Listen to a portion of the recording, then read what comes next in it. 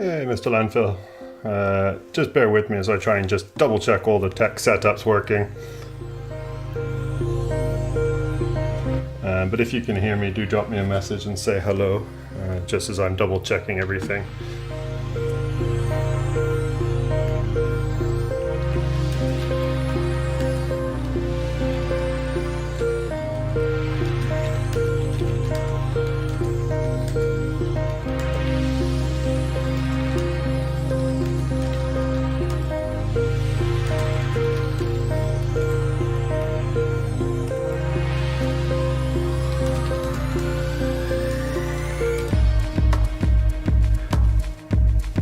Cool. Thanks a lot, everyone, for just letting me know and helping me run my tech checks. It's always a good thing, because I'm never sure how well everything's going to work, especially things like the audio should be dropping, but I don't see it dropping at the minute. Oh, there we go, it is working. Okay.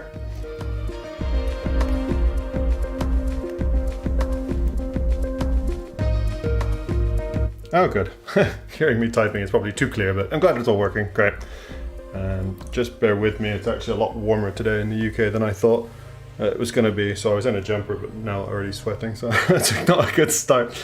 But I will be right back. Let me just check on what the plan is today. So here's an ammonite. We'll compare it to the one that I did last stream, was this one. So we're going to get back to the similar ammonite in this nodule. So hopefully that will work.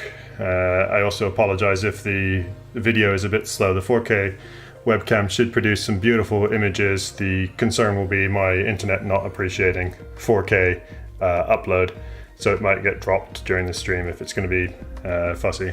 So do just bear with me and let me know if it starts getting really slow and not great camera quality, because then I can adjust the resolution. I've also turned off its autofocus, so in theory it should be focused at about that range, which looks pretty good to me on my side of things. So we will hopefully be able to work with it at that. But again, if it starts autofocusing and doing silly things, we might have to just have a readjustment of the text stuff. So we'll get there. I will just be back in 1 second.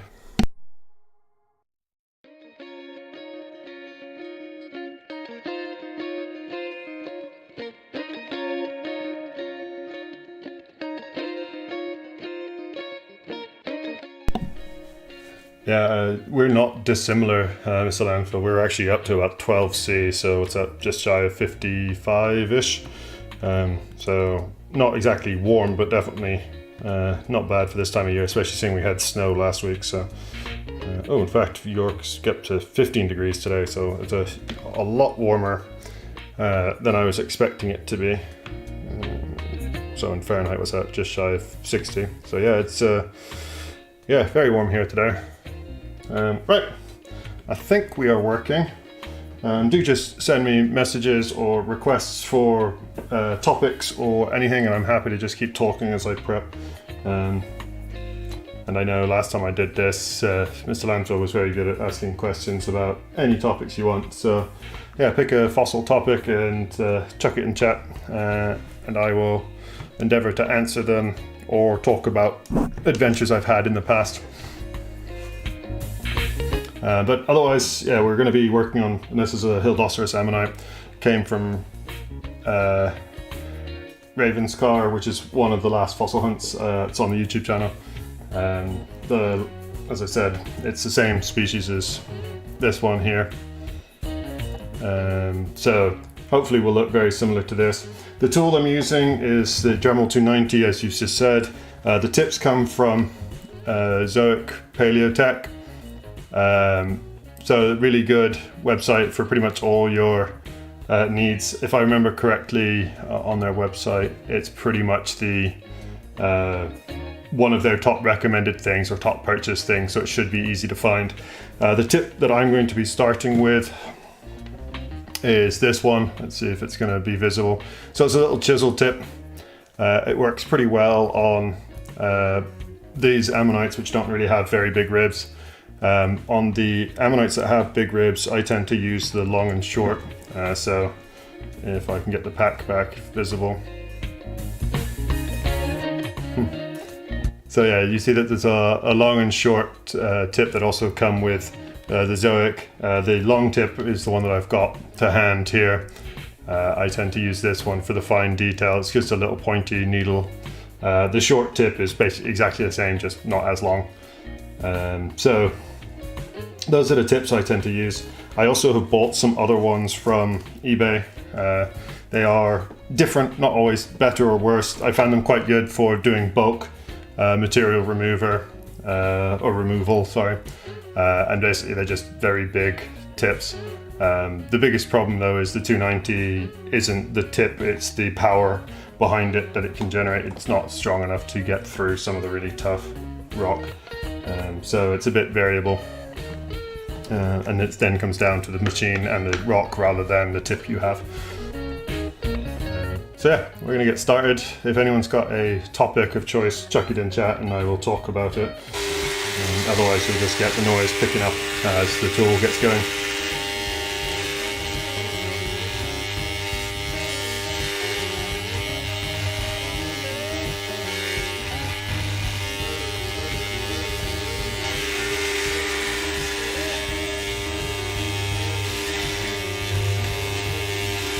And also, let's not have a hilarious war between the American viewers and the Europeans over our measurements over Celsius and Fahrenheit and centimeters and inches and all that other joy.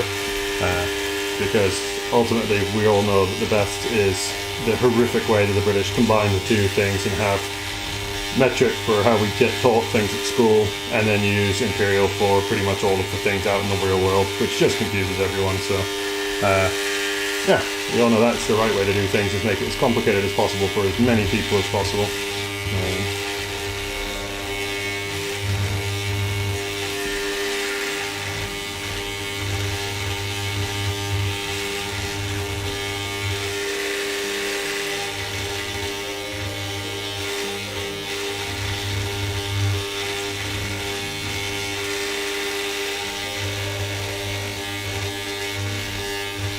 Also, do just keep me in the loop if things start to get really jumpy with the screen quality.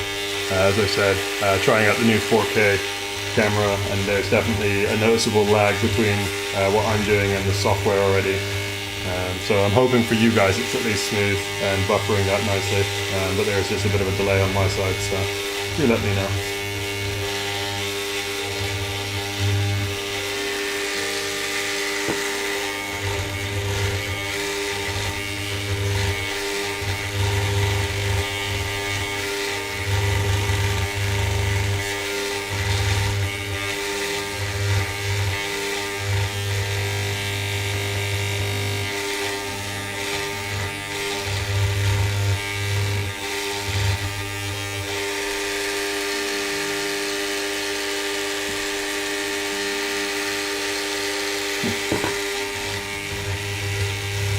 My only concern though with running with the 4K is you'll see all the mistakes I make. It'll be interesting to see the end result, but I'm quite excited to be actually running with a 4K camera now. It should be, assuming the stream is actually running nicely, a big improvement in terms of quality over what I think was a 720 stream camera that I had on last time. It's also going to depend on whether or not YouTube allow me to have 4K running as the stream quality. I didn't actually double check its output.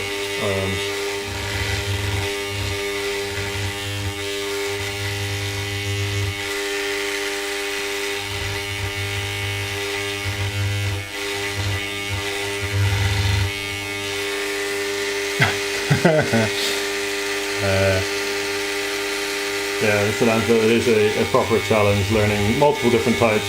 For better or worse, I think a lot of people have learned to deal with both and are terrible therefore at actually using any single one. Although the one that I still find hilarious to get most people confused by is stones, which is the British weight unit, which is based on pounds, but then it's not a 9 or 10 or base 10 rounding, it's I think it's 16. So just to really mess with people, let's not use any of the normal ones. Let's go for stones and just confuse everyone even further. And yeah, Tongle, you'll have fun seeing all the mistakes. There'll be a couple. I've already made a couple because I'm busy chatting away and not focusing as much as I should be. But then the good challenge is to see if you guys actually see what is a mistake and what isn't. So there's a fun one for you. We'll also have to see if this focus distance is about right. For me it feels right, but again, I might be going slightly in and out of focus. I've turned off the autofocus because it was a bit too sensitive and jumping around.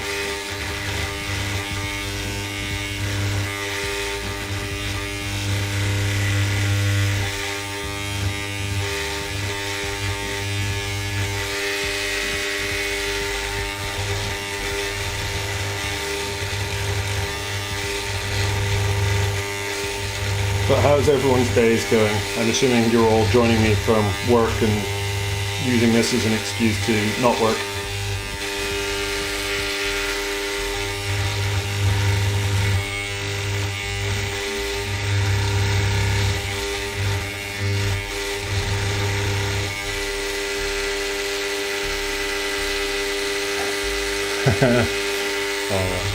Yeah, I don't want to play with your SQL, not at all.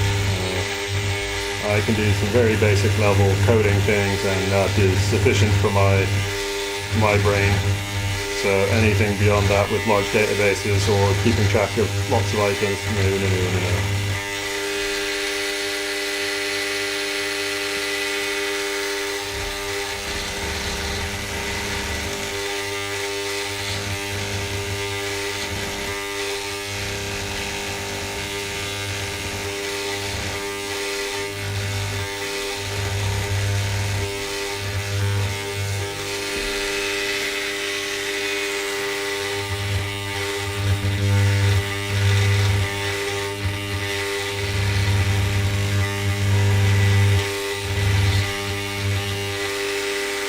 But go on, someone, chuck us a topic about fossils and I will happily talk about it. We can have a game of how long can I talk about it without stopping whilst prepping. And I have a horrible suspicion it would be far too many hours for anyone to actually care about.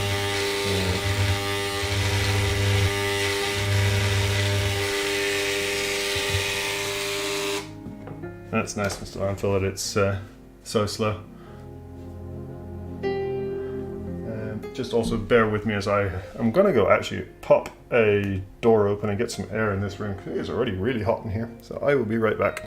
But between you can all come up with some topics and chuck something in there. Give me something to talk about rather than just waffle. Although I guess people will argue that my dinosaur fossil chat is waffle, so.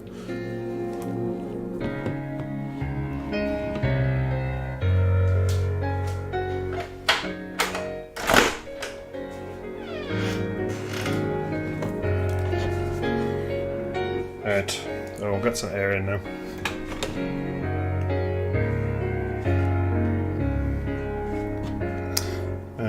We still don't have anyone chucking in a topic. Come on, give me something that you must care about. Favorite dinosaur is going to be the really boring one. I'm going to start you all off. So you all chuck your favorite dinosaurs in there and I'll tell you why you're wrong. No, actually. Mine's really boring. Mine's a really disappointing answer. T-Rex is my favorite, but that's just because it was the one I grew up loving, not because it's particularly good at anything. It's not the biggest predator, it's not got the stupidest little arms, but it's just the one that first dinosaur I fell in love with. When people want to then get a fancier answer, I'll then talk to them about Protoceratops andrewsii and say it's my favorite because my name is in it, although it's named after a gentleman called Roy Chapman Andrews, so it's his last name that gives it the species name. So, Escher, in terms of future preps, I will be slowly working on my skills. The ammonites are my starting point, as you can probably see, as I get to grips with it. I've got some acetic acid that I've just ordered.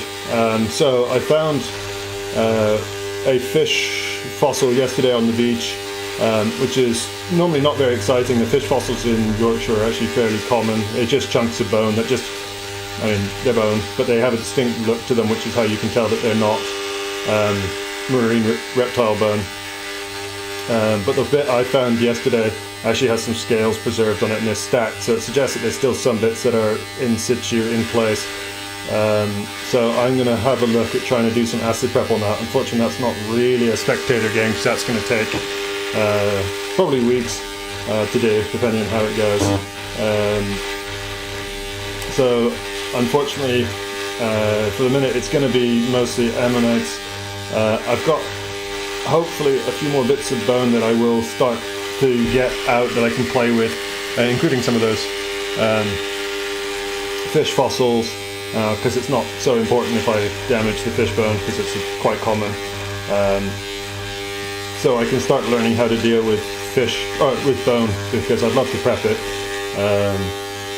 The biggest challenge is always going to be that I'm a bit restricted with the tools I have. The Dremmel, whilst it does a decent job at stripping rock off, as you can see it's doing an alright job now, it doesn't have the same power, it doesn't have the same precision that a proper air pneumatic tool called an air scribe has. So until I've got a full setup with one of those, I doubt I'm going to get too fancy. So we'll have to wait and see. I'm glad you've got a new backpack with landfill. I'm assuming that means that you are going to be out fossiling, or at least geologying in the wild. And hey Neff, welcome back.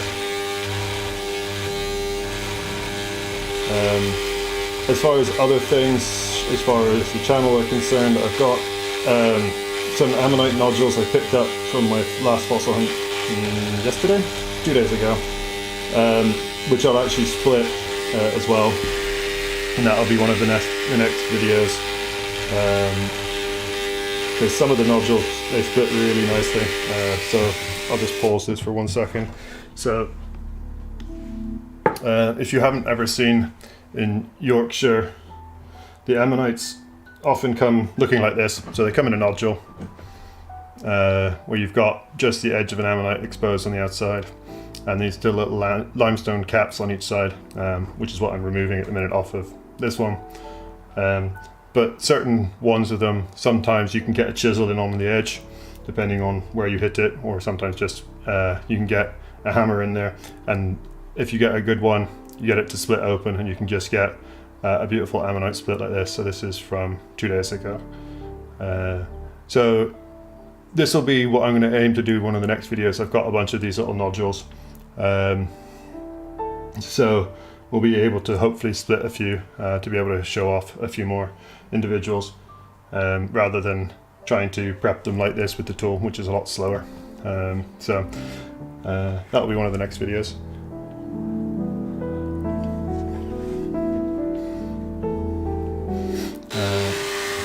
Oh, you're going for eucalypts. Yeah, cool. So as I say, there's some really cool stuff on the Great Lakes, and I do like the beautiful fossil coral that you get up there. We get some that's not quite as nice here as well, which is, I believe, carboniferous are corals, which then preserve fairly similarly.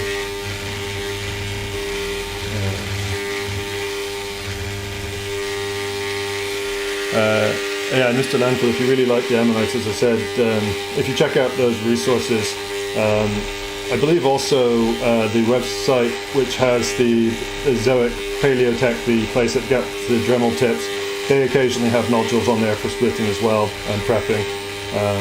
Otherwise, YorkshireFossils.net, Whitley Fossils, Yorkshire Fossil Hunter, have some cool ones. Oh yeah, and I do like the fact that you've got the UV lights and everything glows. There's some really cool stuff that when you can go fossil hunting under UV lights and just spot the things because they're glowing with all the calcite. Yeah, it's really cool.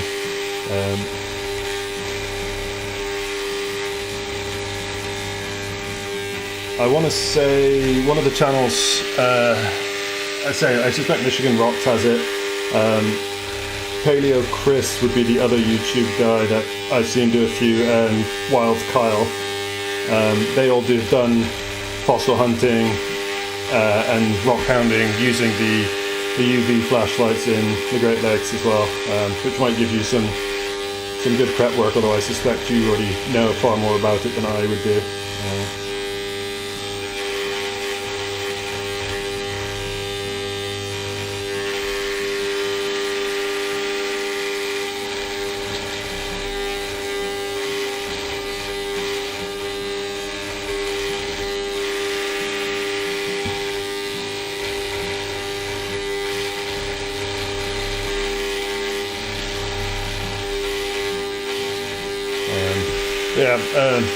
I'm by no means an expert at the fossil prep, but I can talk you through again the steps of what I'm just trying to do. For the most part, it is just letting the tool do the work. As you see, I'm not putting a huge amount of pressure, but every once in a while the tool will just jump through the rock, kind of like a jackhammer, as it's just raking and finding lines of weakness. It's chipping away the rock, and so it's just letting the machine do the work, keep moving it around. Trying to ideally not hit exactly the same place you were before, so you're not just making one deep hole and working back and forth across the different areas. In the ideal world, if I was being the best I could be, I would suggest never ever prepping towards the specimen, or at least until you got very comfortable, because when you get it wrong you then ding the fossil. So if you can, kind of always work away from the fossil towards the middle, and that will help, especially when you are still learning. If you start that way, you will hit the rocks a lot less.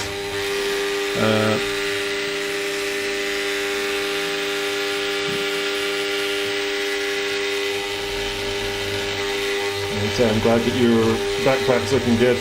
So you've got to get some good exploring done with it. As I say, I've just ordered a new one as well for the coast. My old one's zips are all going. The salt water is not agreeing with them.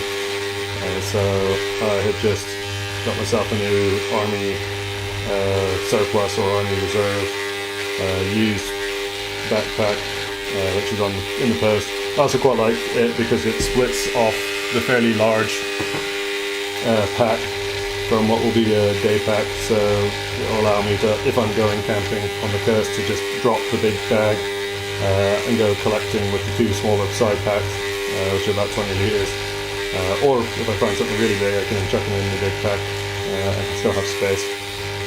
And I think it's also a detachable frame, which then, if necessary, you can always have stuff tied to it.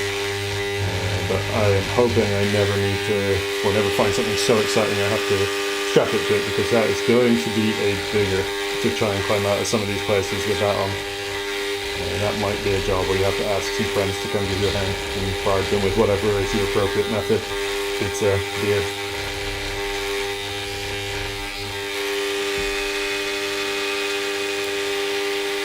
Yeah, as to say, the Army gear for us, some of our used stuff, it's like 50 quid for what you know is going to be a sturdy pack for 100 litre backpack with a aluminium frame. It's not too bad. Far cheaper than it would be to just go to a camping store and get one of those.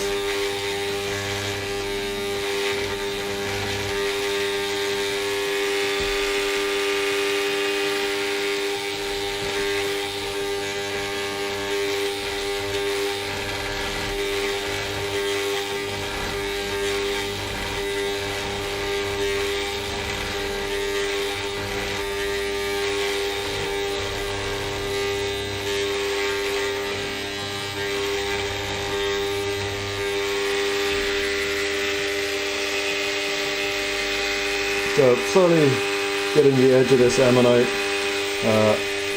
I thought it would come a lot further around on this side actually, because you can hopefully, I'm just going to turn that off for a second.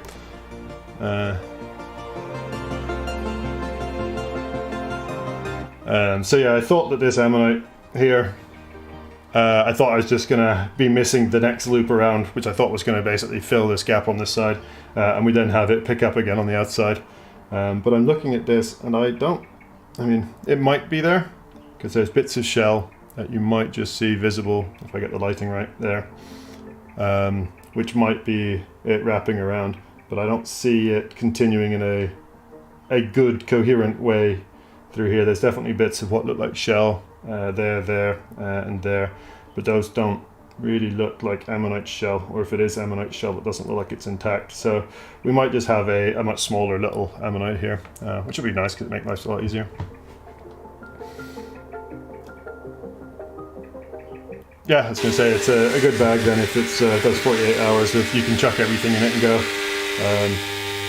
I mean, I've got a lot of, I've got a couple of 80 litre packs, and I've just been finding them, they're not great for trying to take all the gear of like sleeping bag, water, bivvy if you're not taking a tent, plus fossils, plus hammers, chisels, all the other bits that you tend to take, and especially if you start to find anything of size, they very quickly fill up, and you end up trying to have to secure a lot of things to the outside of them. So yeah, that's why I've gone for a new bigger pack,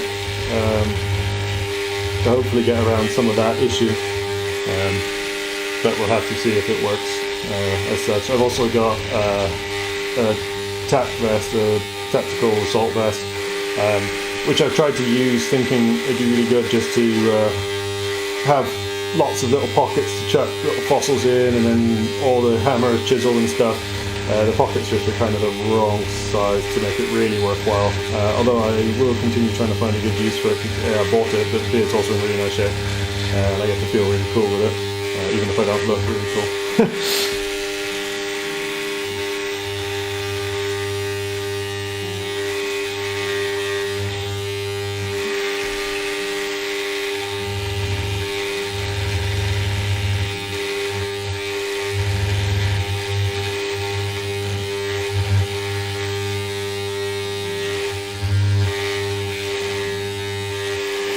So it also looks like we're going to hit the same thing that we did with the last Hildoceras, that we've got. So there we go. It shows up quite nicely there. We've got shell preservation over here, which is why it's that darker brown color. And then as we're prepping, there's this boundary between the two, just in here, and underneath there is shell preserved. But as the rock is pinging off, it's taking the shell with it, and so what you end up with is the pyrite underneath coming through. So it's a bit of the joy of prep with some of this. Is I'd much rather be able to keep all the shell on, but at the same time, it doesn't look like it's going to stay on very easily.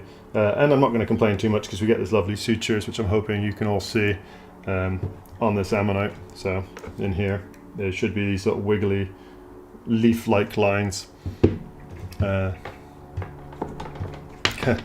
mean, as much as you laugh about explosives, Tongle, in the old days they were definitely used in fairly large quantities for some of the old dinosaur quarries.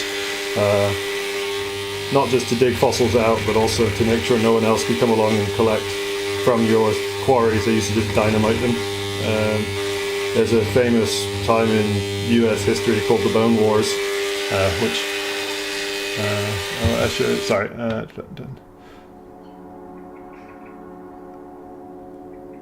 yeah, I was going to say, there are the one joy of COVID. COVID's been awful for a lot of people, but I have to say the amount of learning material that's ended up online since there's an incredible amount of really cool resources that will have lots of useful information, and I have no doubt. So ammonites are really commonly used as indicators for life, but also for aging rocks, because they evolve so rapidly that you can use the different types of ammonites found in different layers to age the rocks, and it also distinguishes each age from the next age depending on which ammonites you get in them. So I have no doubt you'll be able to find some incredible resources. As far as Bone Wars, yeah, so the Bone Wars, is between two famous paleontologists, one called Cope, one called Marsh. I think Cope possibly got the coolest name, Edward Drinker Cope, is that right? Maybe I have the wrong way around, but something like that. And basically, in the late 1800s in the US, the two of them basically had a full-blown fossil find the dinosaur war of who can find the best dinosaurs, the most dinosaurs, and they, between them, found the vast majority of the named species in North America, at least up until the last sort of 20 or 30 years. That's not to say everything that they found they got right. There's some famous stories about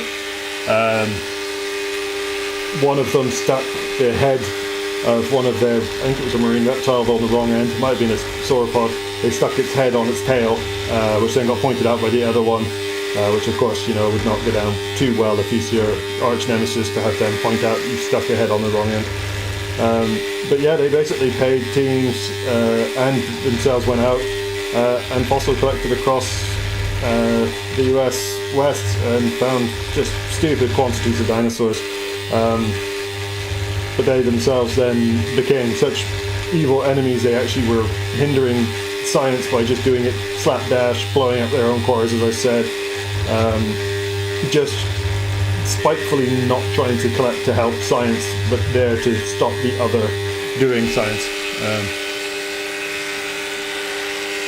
So there's some really cool stories about it, but at the same time, it kind of scares me to think how much we might have lost in that war, despite them finding a lot, but how much they might have destroyed just because they didn't collect all of it, and instead of waiting until the next season, they just dynamited the quarry so no one could collect in it in the interim. But there's some really stupid stories about how they had this war, and I think one of them, the last species he named was something like Cope Hater or Marsh Hater, depending on which one it was. They found a little mammal and named the mammal basically the hater of the other individual. Yeah, it's just that level of just stupid. It could only have been the 1800s in like the American West. It's like just a great cowboy story of just fossils instead of anything else.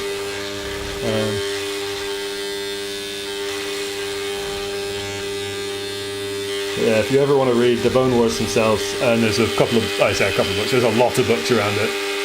They're just fantastic reads about just the amount that they found, the lengths they went to just spite each other, and in the end how it bankrupted one of them, but to this day remains possibly the most important thing that happened in American paleontology for capturing the imagination of everyone, but because they just pulled out so many so quickly. And the fact we still talk about it today.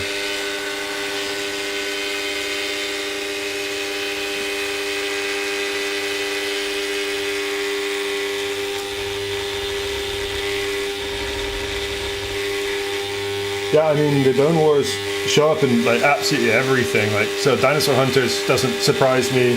I think it's even in A Brief History of Time. That's not the right one. No, A Short History of Everything. Bill Bryson's book has even got a chapter about it in there. So yeah, it's such a famous thing.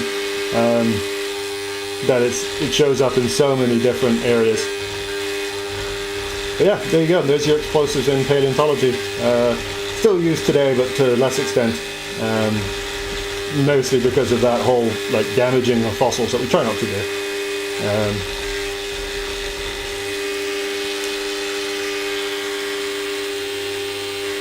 But there are plenty of stories about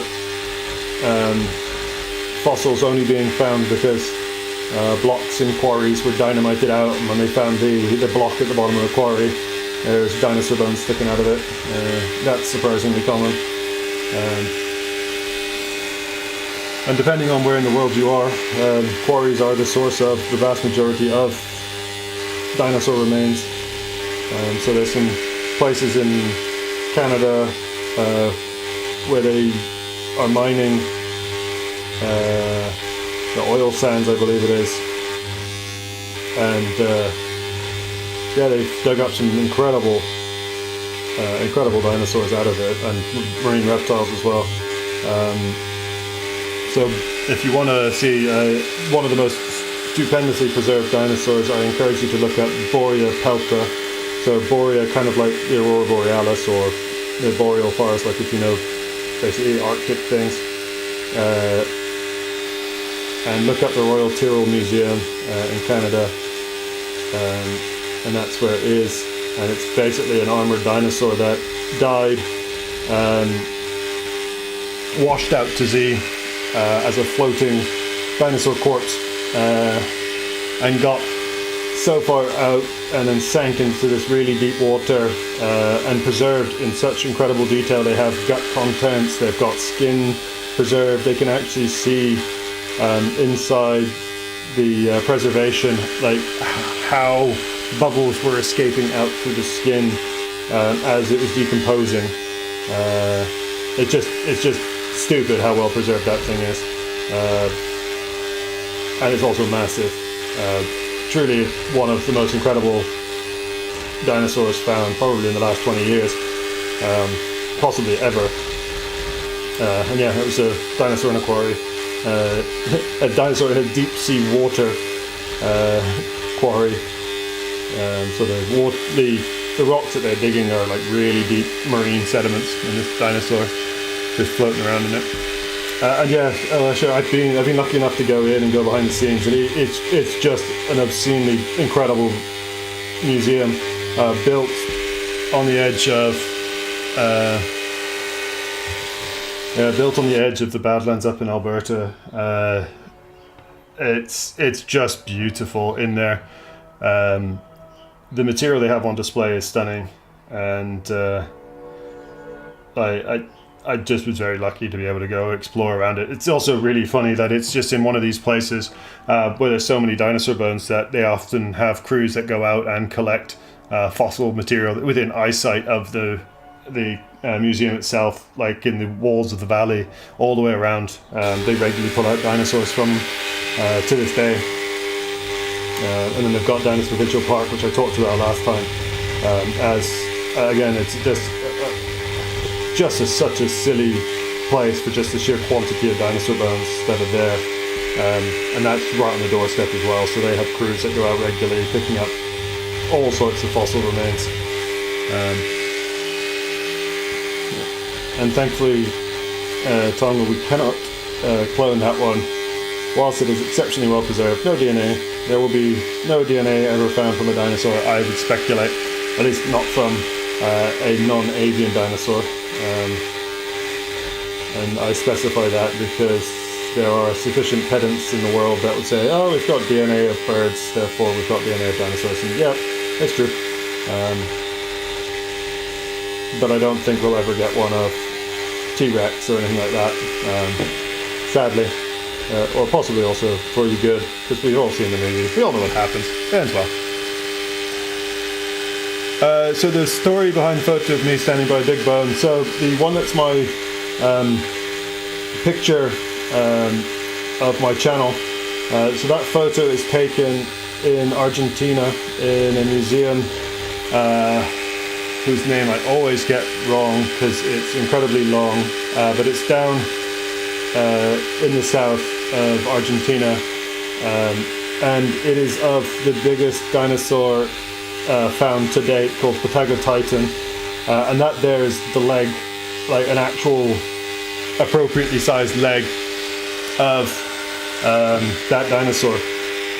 And to give you an idea, for those of you who don't know, I'm 6'2", 6'3", so 190 centimeters. And it just gives you an idea of how big that thing is, that I basically only come up to what is the equivalent of its knee, I think it is, on the picture.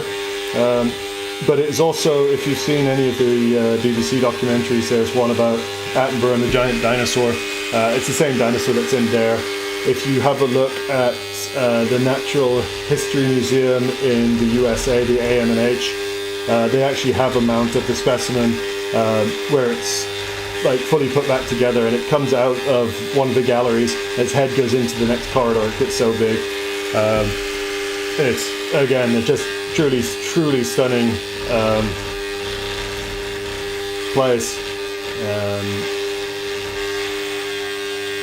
And so yeah, when I was down in Argentina, was there to help dig actually. So that was the last dig I went on a couple of years back, and we were digging for Triassic, Jurassic sauropods. So those long neck, long tail dinosaurs, the thing that is Patagotitan eventually, a really big one of them. We were digging for some really early species called Hildoceras, which translates as mouse lizard, and it got given its name because the first ones found were individuals, or young individuals, and so they all were very small, therefore Hildoceras, which just is the mouse lizard translation from Latin. So I was down there digging a couple of years back, and whilst I was down there I had to go visit the museum and the collections. Of course you do. Whenever you get a chance in some of these museums, if you can get in them, get behind the scenes, yeah, you do it. Even if you don't necessarily speak Spanish particularly well, most of the scientists have to. For better or worse, science is spoken in English, which makes my life easier because my Spanish is definitely not up to a level that I could publish articles about anything in it, but it does mean that we are incredibly disadvantaging a lot of countries whose first language is not English. But that being said, I'm well aware of the number of people potentially in my chat that are German or Danish who are speaking English as well, if not better than I speak it, so very spoilt. So yeah, that's the background to the me with a giant leg in the background of my channel picture. What I will say is I'll see if I can dig out some more pictures of that and chuck them up a little bit later. But if you ever get a chance to see that individual, that species, Patagotitan it's called, there's a bunch of mounts appearing. So the American Natural History Museum's got one of the first ones, if not the first one. I have a sneaking suspicion one of the British museums has got, it might even be the Natural History Museum, has ordered another copy of one. I believe Chicago's got one now as well. In fact, I know Chicago's got one because Sue the T-Rex got relocated out of her private place in the middle of the museum by a copy of Patagotitan. I forgot what they've called it there. And it's got its own Twitter, if I remember correctly, or at least Sue has her own Twitter and she talks about it.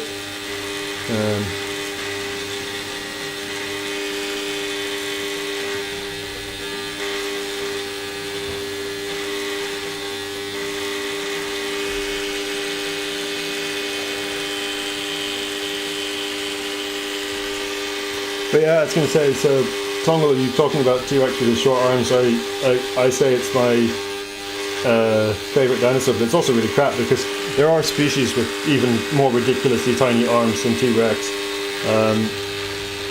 So there's, if we look at predatory ones, there's a whole group of Carnotaurs or Carnosaurus that have basically even more titchy arms than T-Rex does. Which are hilariously stupid, but there's also a group called Alvarezsaurs who have really reduced arms. I'm just trying to remember the name of the one. I can't remember off the top of my head at the minute. I'll have to think about it. Mononicus, which has actually reduced its arms down to basically a single finger. Which looks particularly stupid.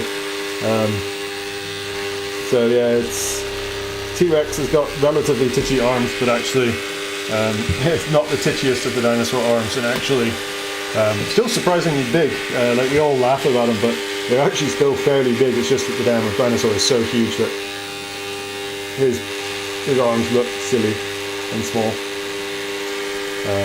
relative to his big body mass, but in fact they're still bigger than ours. But then on the flip side, there's plenty of dinosaurs that got arms that are gone off the other end and got really stupidly big. Perhaps most famously is Dinothyrus, which for a long time they didn't actually have the whole body, they just had the arms. And so they had these like 6 foot long, 2 meter long arms just hanging out in a museum in Poland from the old Soviet expeditions into Mongolia. And then 5-ish years ago, maybe, oh no, it'll be longer than that ago. Hang on, let's just work back. So, say 12 years ago, they found the rest of it, and it's more stupid than you could ever imagine. It looks like a giant duck's head on top of a dinosaur like the size of T-Rex.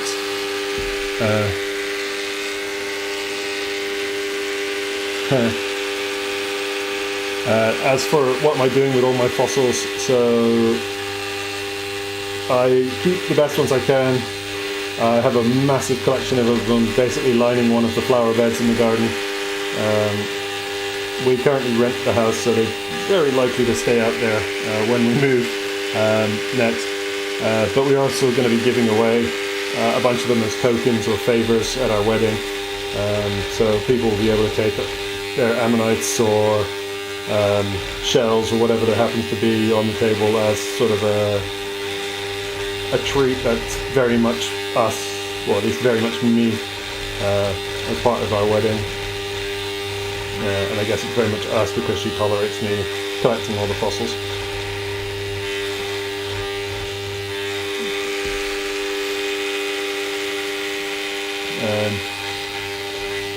But I also have plans that hopefully one day, I say hopefully, maybe able to sell some of them one day, or equally what I used to do quite a lot when I was in Bristol doing my PhD. I used to do a lot of workshops with schools, and we used to take fossils and things in to help explain life and how it's changed on the planet, and to then leave some of the fossils with the schools, because even the ones that I think are not particularly great, the kids will absolutely love them. And if it inspires the next generation of paleontologists, I consider that totally worth it.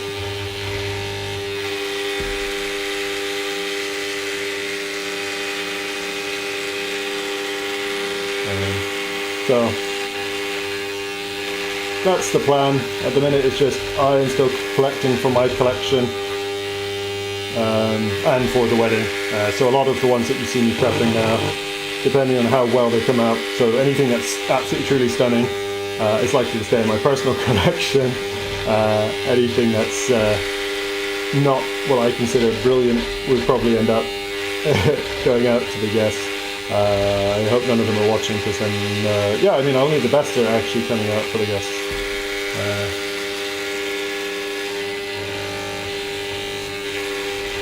But I mean, as I've got more comfortable prepping, I feel like the quality of all of them I'm producing is better and better, so I'm hopeful there's actually going to be some really nice ammonites, even if it's just making up the center displays in at our wedding with the flowers. I think they'll look really cool and different. And as we're getting married at a venue near one of the museums, it's kind of appropriate as well. Everything about it should be ideal.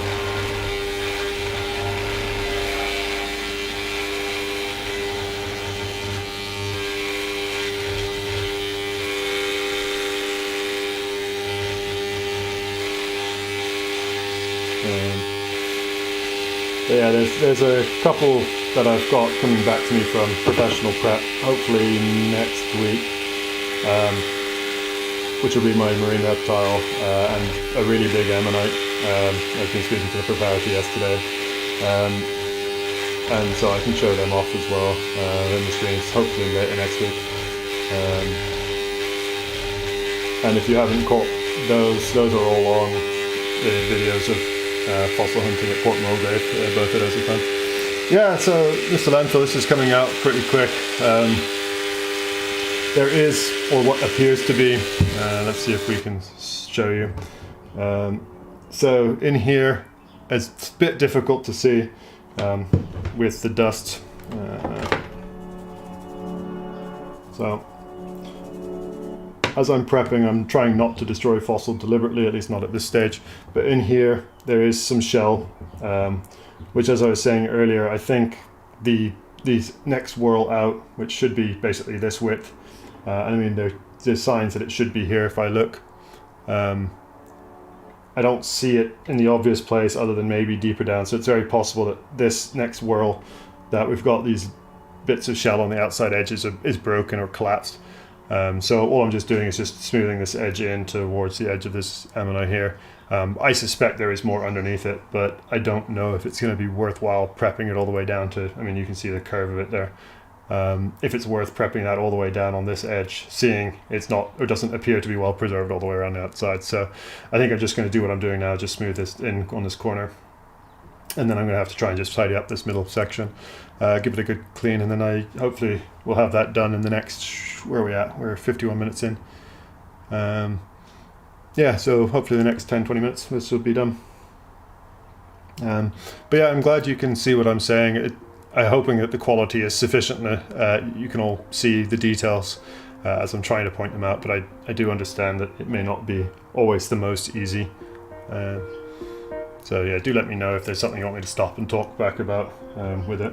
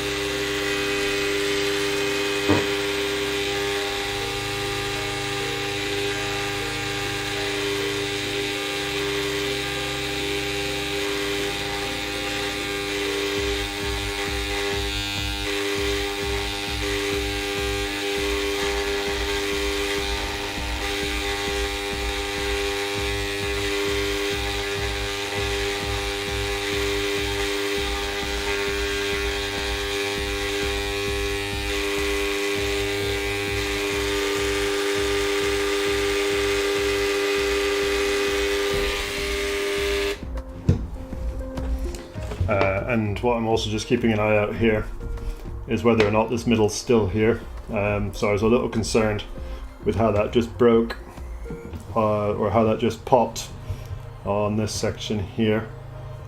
See if I can make it clean enough that you might actually be able to see it. This section here where there's like a ridge, that this was shell.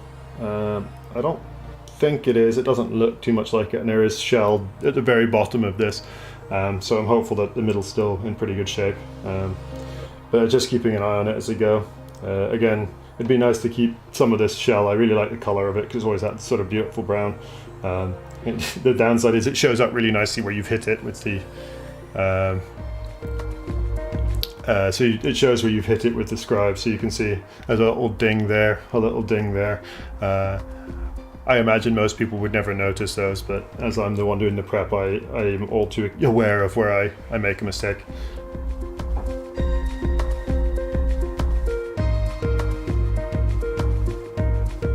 Oh, well, that's good to know that I can't spell Yorkshire. That's always fun. Thanks for pointing that out. Give me 1 second a bit. That's funny. Whoop. As I just fix my stream, because I'm an idiot who can't spell his own county.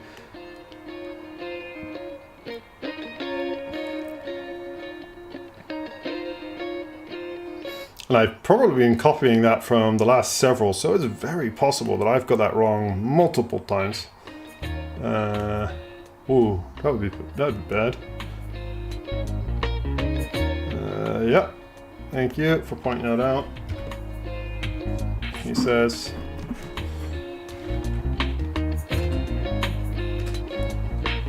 thank you. I'm now going to quickly double check the last stream and see if I couldn't spell it then as well. Oh yeah, couldn't spell it in the last one. Oh Jesus. I'm afraid of how many that goes back. Yep, another one. Fix the rest of them later. At least it's currently... Oh god, the joke is, sure, as I said, the fact that I've got the guy who's currently in chat called Rectangle, he's German, and a friend of mine through gaming, and he's German and speaks better English than I do, and which is why it's funny, he's having fun pointing out my spelling errors and will always correct my English any chance I can get something wrong. But I also, I published a lot of stuff for science work in just different journals, but we used to do the conferences and present posters or oral presentations, as the case may be, and I don't think I ever gave a poster presentation that didn't have a typo in it somewhere. It's just always the way that no matter how many people you sent it through, there'd always be one that snuck by just because it looked similar enough, or everyone was just looking at it with a bit tired eyes and frustrated after seeing it for the first 30, 40 goes.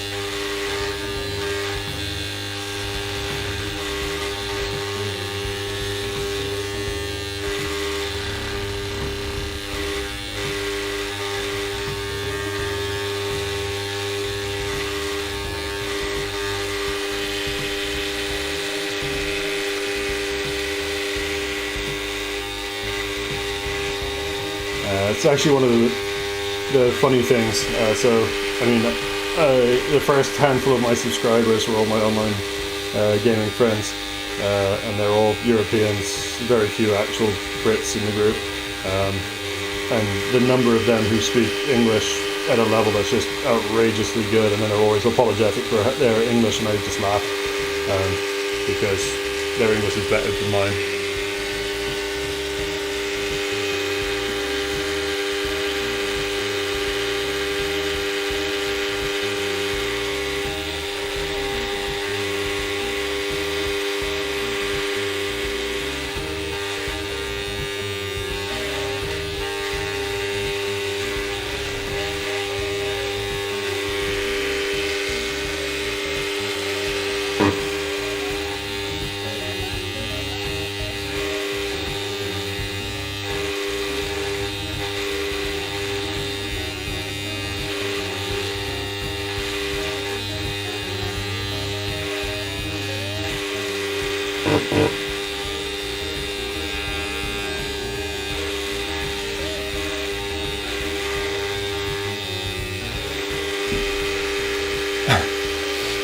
Well, I'm glad you're really enjoying your backpack, Philanthro. It's good.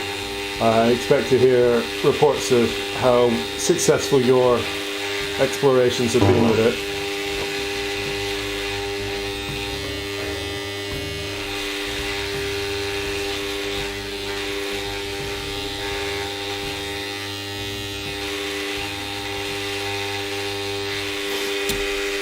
Oh, that's right. I'm sorry. I just spent far too long thinking back to what you were saying about the Eupolites, and I had my head crossed with the Potofsky stones, and Potofsky stones are the ones with the corals.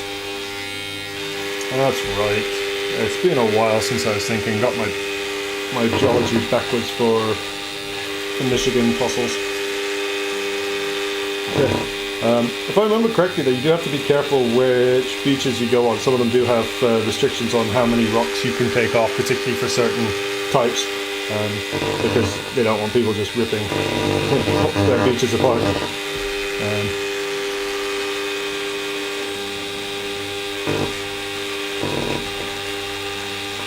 But again, I'm sure I'm preaching to the man who already is well aware of his own local rules and regs. So.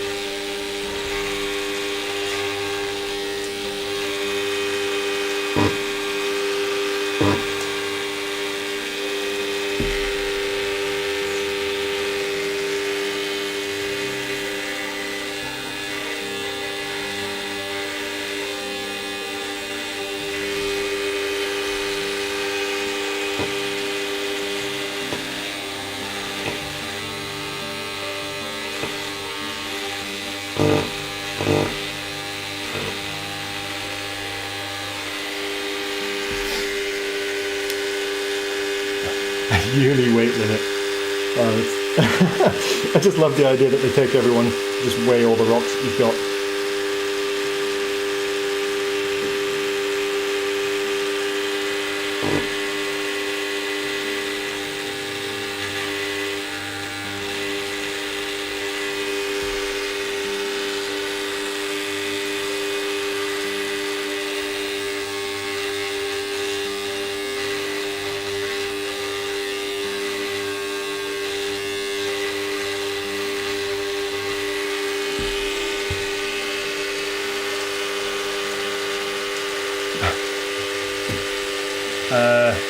I do like the idea of getting a bunch of goats to carry my stuff. I keep talking about trying to get my dog trained up to do it. I'm busy trying to actually figure out how to make her find fossils rather than carry. Mostly because there's been a news report that came out of the UK the last couple of days of a dog in Lyme Regis who decided to have a seat on a famous bit of fossil-bearing rock called the limestone, or an ammonite pavement, and where it sat down was right on top of a marine reptile skeleton. So that's been in the news recently. So that was a good fossil dog. Mine is not a great fossil dog, but it's a good dog. He was busy looking at me and wiggling actually. You're a good dog. Yeah.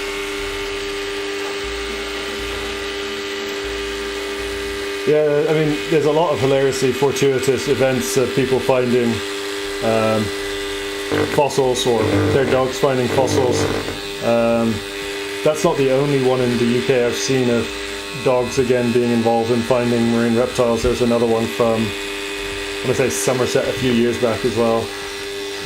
And it was in the news of just like two dogs sitting next to a complete ichthyosaur skeleton. Because, yeah, why not? Whether they find it is very much up for debate. That makes for a good story. So bear with me as I'm just trying to get my eyes on what's going on here. Whilst I also have a bit of a steaming up issue in the box as it's got warm. So I'm just trying to figure out with this as it goes around. A, there's me trying to figure out this edge here without putting too many more dings in it. But B, whether or not this continues around and down, or whether some of this was actually shell. But there's a little bit of shell there, but I don't know if that's come off the middle. So I think it's probably okay. And then I need to figure out this, whether this is all blown out on this corner, or if this is actually still intact. Yeah. I would love to think that the dog knows enough about going, ooh, fossil bone, but I mean, my dogs run straight over fossils and doesn't care. So I'd love for them to be thinking, ooh, big bone, I'm excited, like all the cartoons have it. But I fear not. I say fear, probably for the best, because I imagine trying to look after your dig site against a bunch of dogs trying to eat the bones.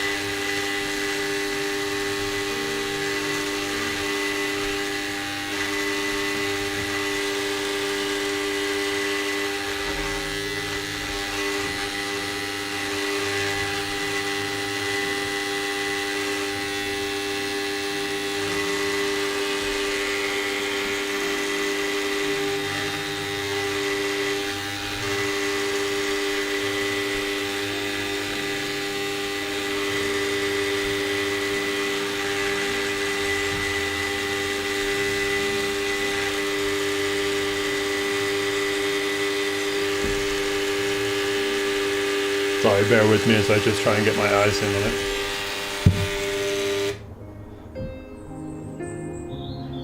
it. Yeah, as I was saying, Mr. Landfill, there's an outrageously large number of silly stories of luck and chance, people finding fossils. There's one of the most famous North American paleontologists alive today, a guy called Phil Curry. He once dropped his camera down a cliff and walked down to pick up his camera and found that it was sitting on top of a skull of a dinosaur.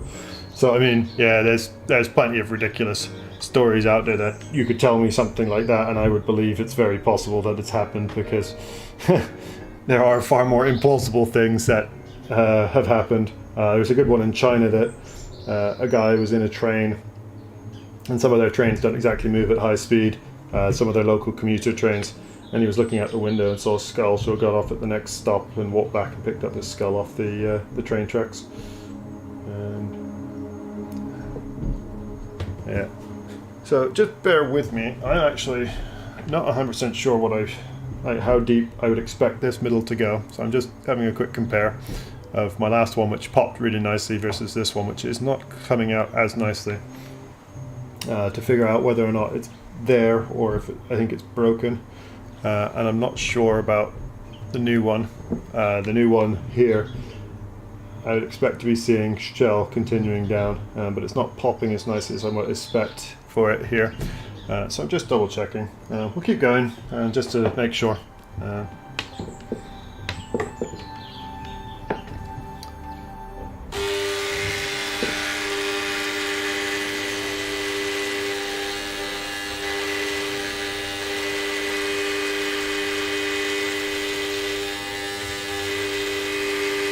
Oh no, it's still there. It's still there.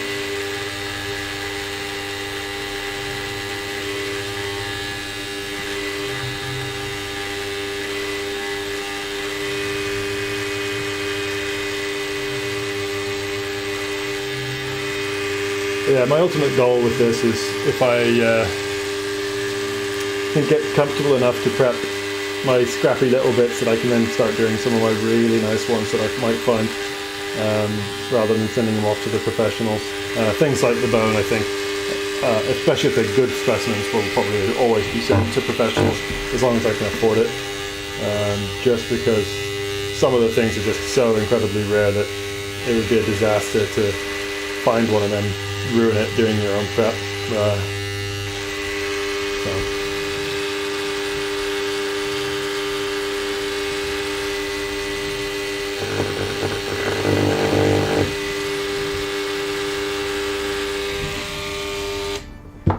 Sorry, it's going really slow, this section. I'm just really struggling to see this with this little bit of rock in the middle.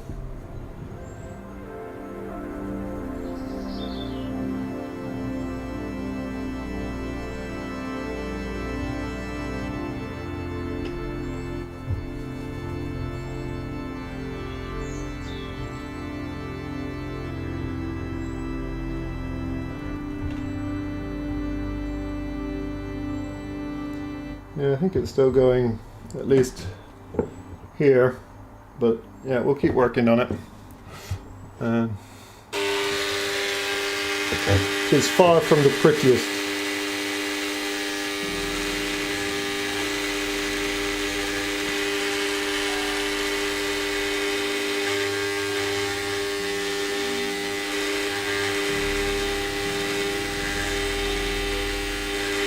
That being said, even the really nice one I found, I sent off to get professionally prepped. The info I have on that is that one side looks stunning, the other side's got signs that it was predated, so even the really good ones may be perfectly preserved, but that doesn't mean that the actual ammonite itself is going to be in the best shape. Depends on a lot of factors, most of them not in our control. I'm going to say the middle of that is not all there. So yeah, we'll stop that one I think for the minute there without trying to deliberately dig it out to make it look prettier than it actually is. So let's see. I might just see if I can do a little bit of tidying on this top corner here, just to make it look a little tidier. But again, looking at it, there's an edge here that looks broken and an edge here of broken shell, which I think is why this is all difficult to pop off. So it's very possible that that's just not there. So that might be as good as it's going to get until I give it a rinse and a scrub. So we'll leave that one and put it to a side for the minute. Where are we at? We're an hour and 10 in. I've got time for some more. So what other ones do I have in here? Alright, so just shows you how damp the box is, or how moist it is. So this is a DAC, kind of just like the one I showed earlier, that's got its limestone caps on each side. Would probably split if you put a chisel down the side. I don't particularly want to do that because I don't know if people saw, we've been collecting for the wedding ammonites that have got this heart shape in them. This heart shape is actually a bivalve, so like a clam. You've got one shell on this side, one shell on the other side, and it's just been cut in such a way that you get that beautiful heart shape. It's not fancy, it just, that's what it looks like. And because we're gonna have some of them for the wedding, these heart shapes, I quite like the idea of keeping that on this ammonite and maybe trying to prep this side rather than hitting it with a chisel and run the risk of it all exploding, especially because there's breaks and natural cracks and stuff in them. Like here, you can see that crack. So we'll give this one a go, see how it goes. It's got some more cracks in it, so this bit might come apart really easily, or it might be one that needs to be stopped and just glued back together as it goes. So we'll see. And if all else fails, I've got one that I put aside from one of the splits yesterday. So the color on it is stunning. It has a counterpart, so picked up this nodule on the beach.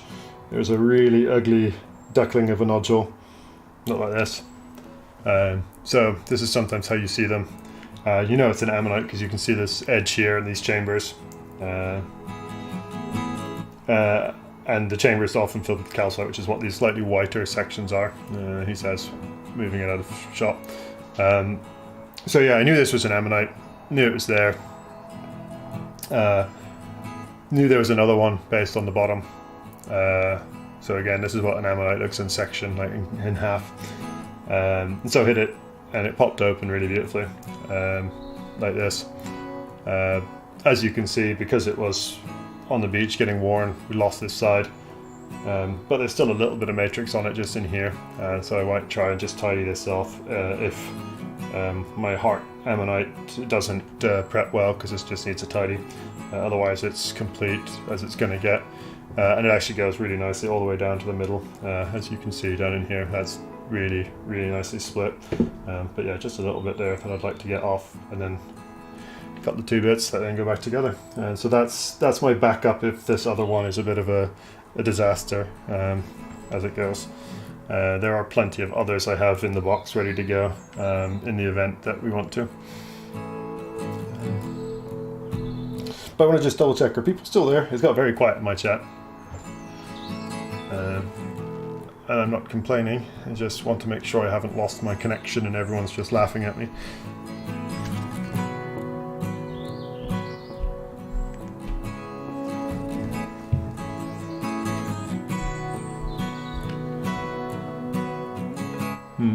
Silence.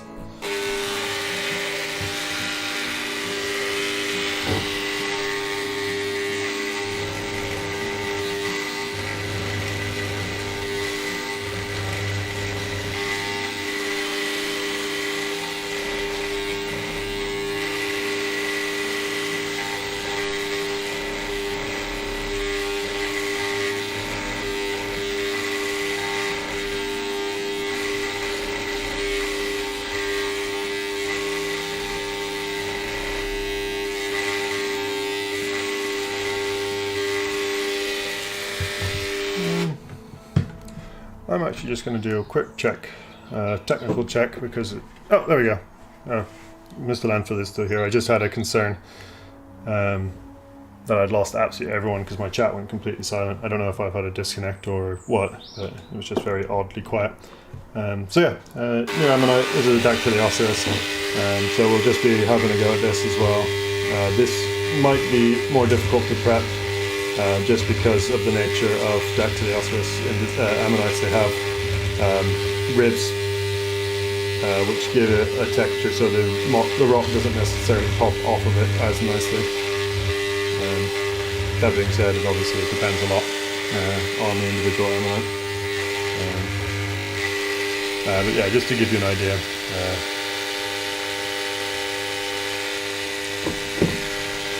Yeah, no, so I've still got to finish and clean off this one, but it's about as good as it's going to get. I don't think the middle's all there. But it's still going to be dusty from the box, and this corner here I think is damaged as well.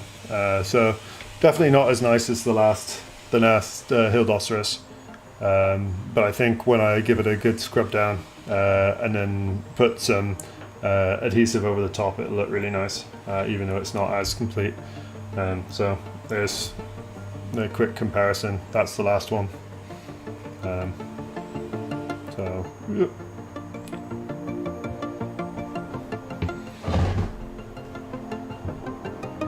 Of what they look like. So not perfect, definitely not as nice as the previous one, but they're not all going to be great, and this one is really cool. So yeah, this one will look a lot nicer when it's just been given a clean up with some water or some soap, and then with the adhesive over the top, which is also why this one, in the complete one, this one, it looks so shiny as it's got an adhesive on the top. B72, it's a resin that helps hold things together, but also gives it a nice shine, just like nail polish, or nail varnish, sorry. But nail varnish doesn't always react as kindly as this stuff does, so if you don't have a good adhesive, nail varnish will work, but if you can afford it or have time, get a Paraloid or B72 or Movital. There's a few different ones that all work fairly similarly for it, and they all dissolve in acetone, and a lot of them actually dissolve in ethanol as well, so they're actually reversible processes, so you can basically glue them together if you don't like how it's glued, or some information comes up, or you've got other bits that need to be prepped separately. You can sort of glue one bit, then put them in acetone again, and they all come up. The glue comes off. There's also something to be said for prepping one side using acetone-based adhesive on one side, and then flipping it over and using ethanol-based one on the other side. Because then that way, if you have to fix anything on one side or the other, using either the acetone or the ethanol, you can reverse one side without reversing the whole lot simultaneously.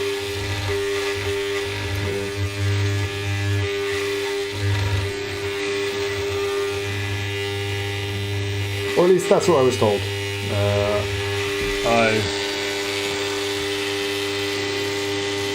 So B72, yeah, is the name of the stuff. Again, the same place, Zoic Paleo company, Paleotech, they have all of it there.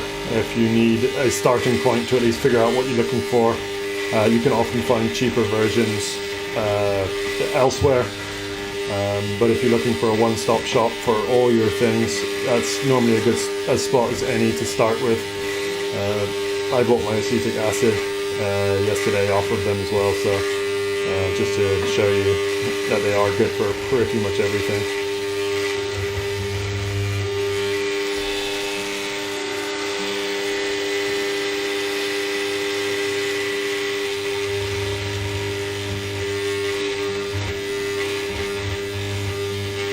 But yeah, there's a variety of them. In fact, just give me a second. I think I have the bag to hand. Yeah, he says unable to squeeze. There you go. There you go. So that's what it is.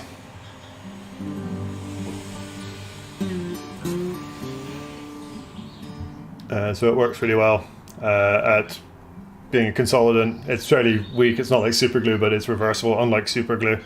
So you can use it to hold things together, or even glue things together. Or as I often do, is just varnishing ammonites to then keep them from getting exposed too much air and starting to rust in the case of the pyrite ones, or just to give them that nice shine. So again, it's all available on Zoic. I'm not paid by them by any means. It'd be great if I could get sponsorship, but I'm not going to be chasing them. They got enough people who use their products. So yeah, that's the company. It's the default port of call if you're ever in doubt for something or wanting to learn. Yeah, may cause skin irritation. Yeah. So again, the correct recommendation, like all things, use gloves. Of course, I don't use gloves for all of my things, so we'll see.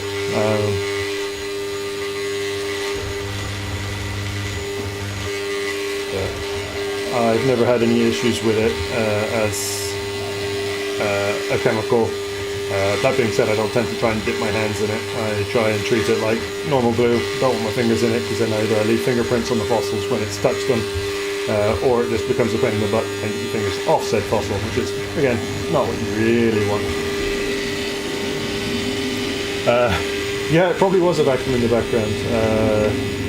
I have a deal with the fiance. I cooked a roasts for lunch today. She's busy hoovering the upstairs. I hoovered in here earlier as well, so trying to balance the chores. But the fact that you can even hear the hoover, the vacuum, kind of surprises me, because my microphone should be set up that it only hears things in front of it. And she is about 3 rooms away and definitely behind the microphone, so interesting. Also says how stupidly good the Yeti microphones are in terms of sensitivity. This is with the gain turned all the way down, and it's picking that up.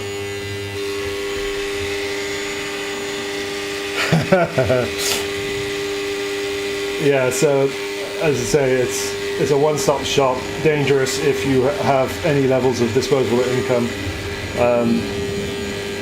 The Dremel stuff is where I'd start with if you're trying to get your eye in and get some basic experience.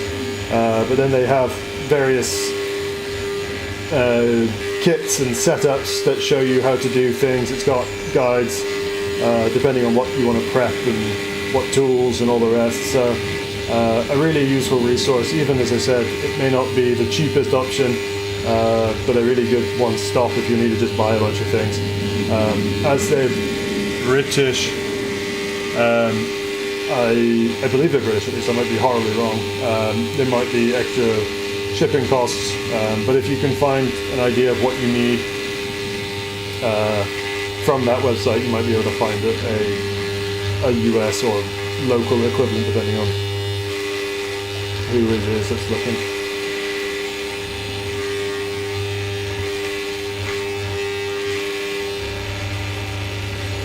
Oh. Yeah, interesting that's what the microphone's picking up, is the high pitch of it.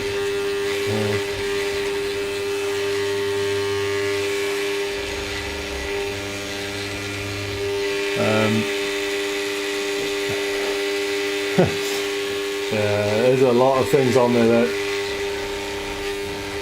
can catch your eye. The ones that I'm eyeing up at the minute are the air scribes. So they've got like the next level step up from this, then goes to the air scribes, which will run on compressed air. So you need an air compressor, all the cabling for it, and then a really fancy tool, which tend to start at like £300 or $300-ish, depending on which ones you want. Although that being said, there are some American companies that produce them that are about the same price and are of as good quality.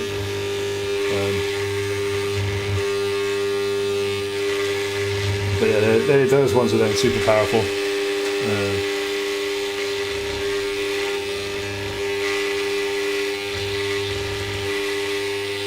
And those will be the things that, when I've got a house, when I've got my own fossil prep shed, when I've got all the dreamy things, I will have one of those setups. But alas, that is still some time away.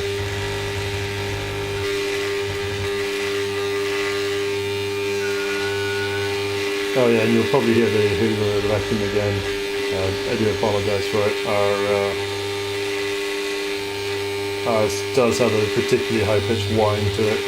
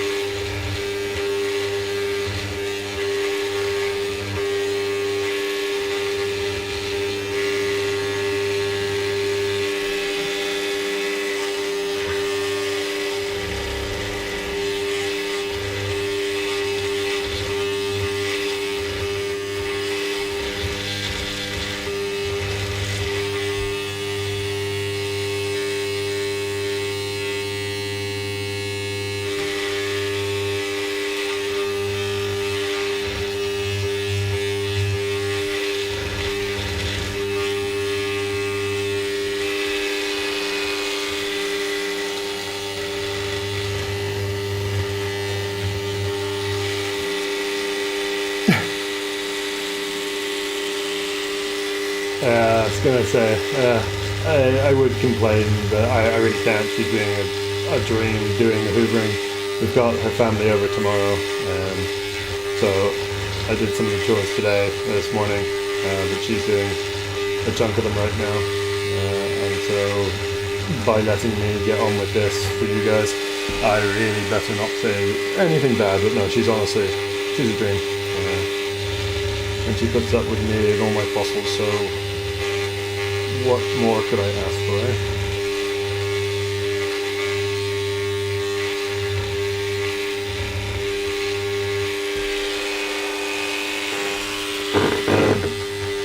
But no, I'd say this ammonite's looking like it has potential to be quite nice. Not to jinx myself, hopefully. But the bits that I've managed to expose so far, just up on that edge there, the shell stayed on, the rocks come away nicely. So fingers crossed we might have a beauty of one for the wedding. A nice ammonite with a heart for good measure.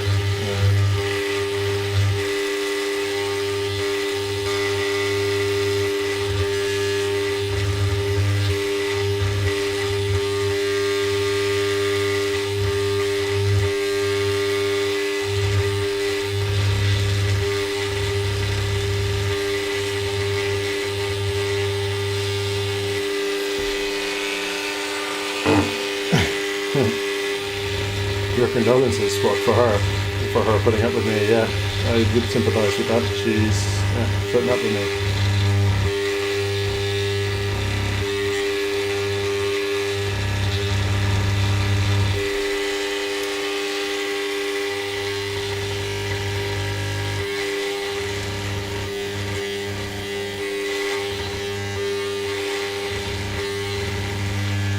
So if anyone's got a fossil topic, can talk about something other than cleaning or buying new fossil gear. Although don't get me wrong, buying new fossil gear always fun. But my finances are a bit tighter than I would like at the minute, having been unemployed for a little bit of time. Whilst I figure out my next steps out of academia.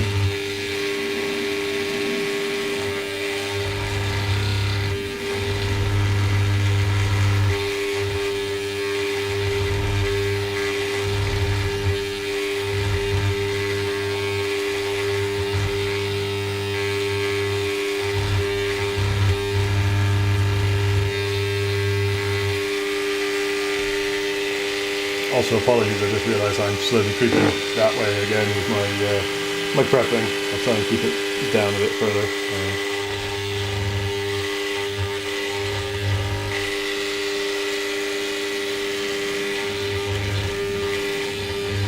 We'll need to have a think about my ideal setup for this, because I've got my camera seated at the minute, basically right where I would be looking at the fossil. So I'm having to move the fossil into a place that I can then see it, which then means it tends to drag out of the ideal camera spot.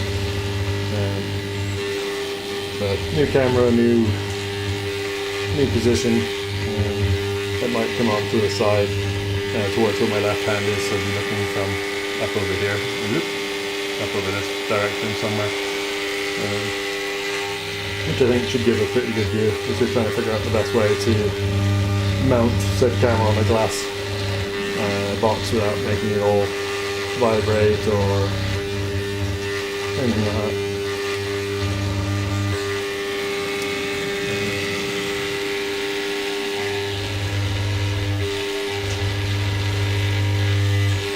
And at the minute, with my prep, well, no one's giving me questions. Oh, that was very high and squeaky, that hoover noise. I'm just using this natural brake here to just try and get down a bit quicker.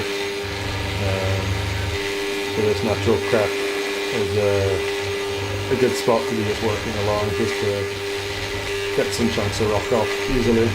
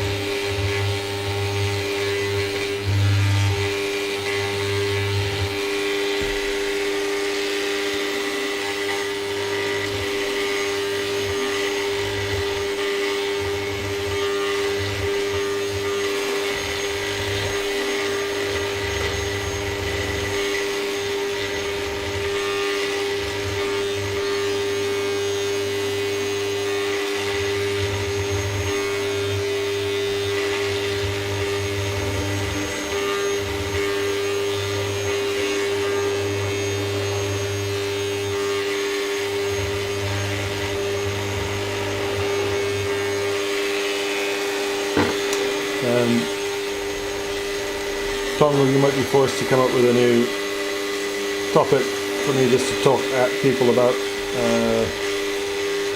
Either that, or I'm just going to go mute and everyone gets the soothing space music vibes again. But I feel like they're probably far less interesting than I say. It might be far less interesting than me talking. Some might disagree.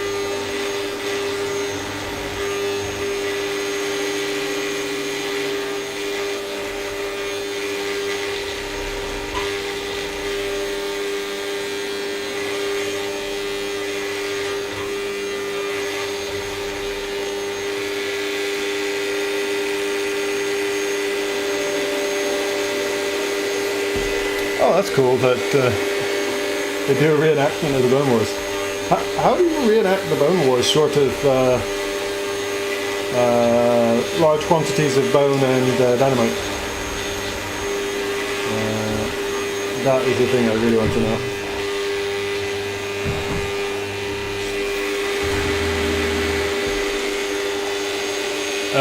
Alright, so the ammonite is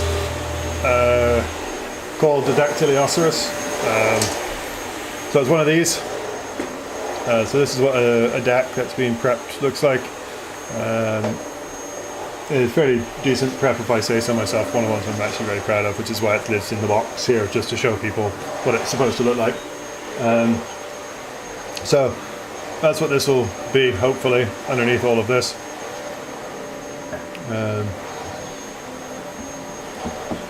So they made fake bones and scattered in the area for distance to find out. I might say some of them.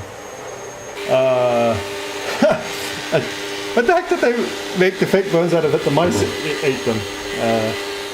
And yeah, the missus is just on the other side of the door in the living room, hoovering away, which is why that noise will be a new layer of noise to add to the calming tones of a vibrating air scribe. Or not even an air scribe, an engraver.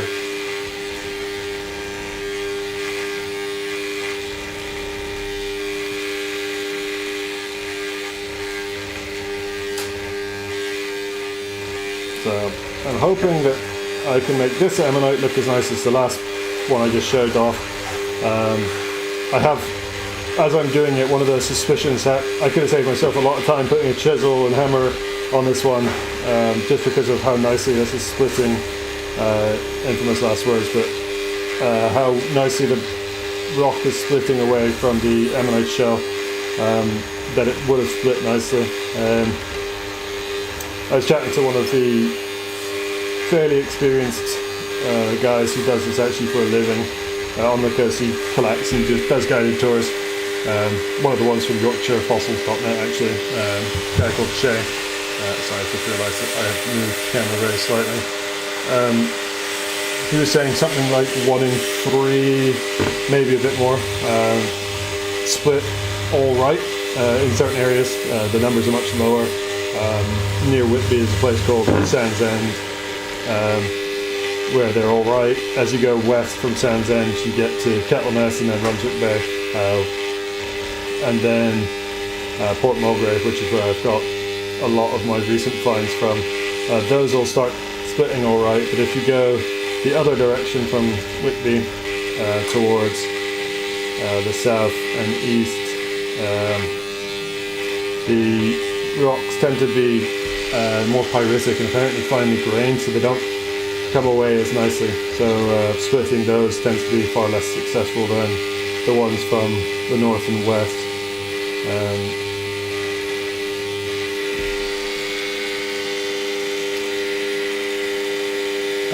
Paper mache, so made from flour and some from plastic. Yeah, anything flour based, so paper mache, flour, water, newspaper. Yeah, I imagine that is dreamy for the mice and the rodents.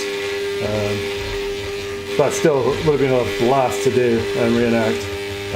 I'm assuming it must have been a sort of a festival or something as well. Lots of kids, lots of activities, not just the giant bones to be discovered.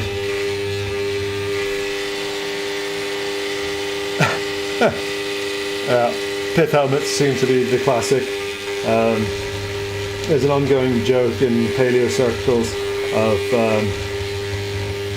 all of the people who are trying to become famous as paleontologists, like every time you see them in newspapers or on TV, they're all wearing this sort of Indiana Jones style outfit. Some of that is down to the fact it's useful and all the rest, but the outfit being exactly the same as his is playing up to a stereotype that's unnecessary. We already got enough jokes. But a wide-brimmed hat is actually incredibly useful when it is stupidly hot in some of these places when you're getting like 40, 50 degrees in the day. A wide-brimmed hat is a really useful thing to have, but at the same time, you don't want to look like Indiana Jones if you can help it, because there's a whole lot of stereotypes that go with that. Thanks, Tom, for coming. Have a good one. And then unless you're just a bunch of guys having fun on the weekend. Well, also works. Also a really fun way to do it. I'm slowly trying to drag all my friends out to go fossil hunting. I think I've succeeded in the ones that are likely to already. But I'm hoping a few more I'll get out. Because I think it's really fun. Nothing puts your mind more at ease than just basically being able to turn off your brain, just play a game of pattern recognition of, does this thing match what you're expecting to see for fossils? If so, pick it up. If not, move on to your next section of rocks and basically just play that. And then the other really satisfying thing is if you're having a bad day or had a bad day, get to pick up your hammer and smack a rock. That tends to remove the stress and strain for your day, unless of course you hit yourself with a hammer, which I did in one of my videos. And then you look like a muppet, but also hurts like hell. And bleeds a treat. So don't do that. But it's a fun thing to be doing.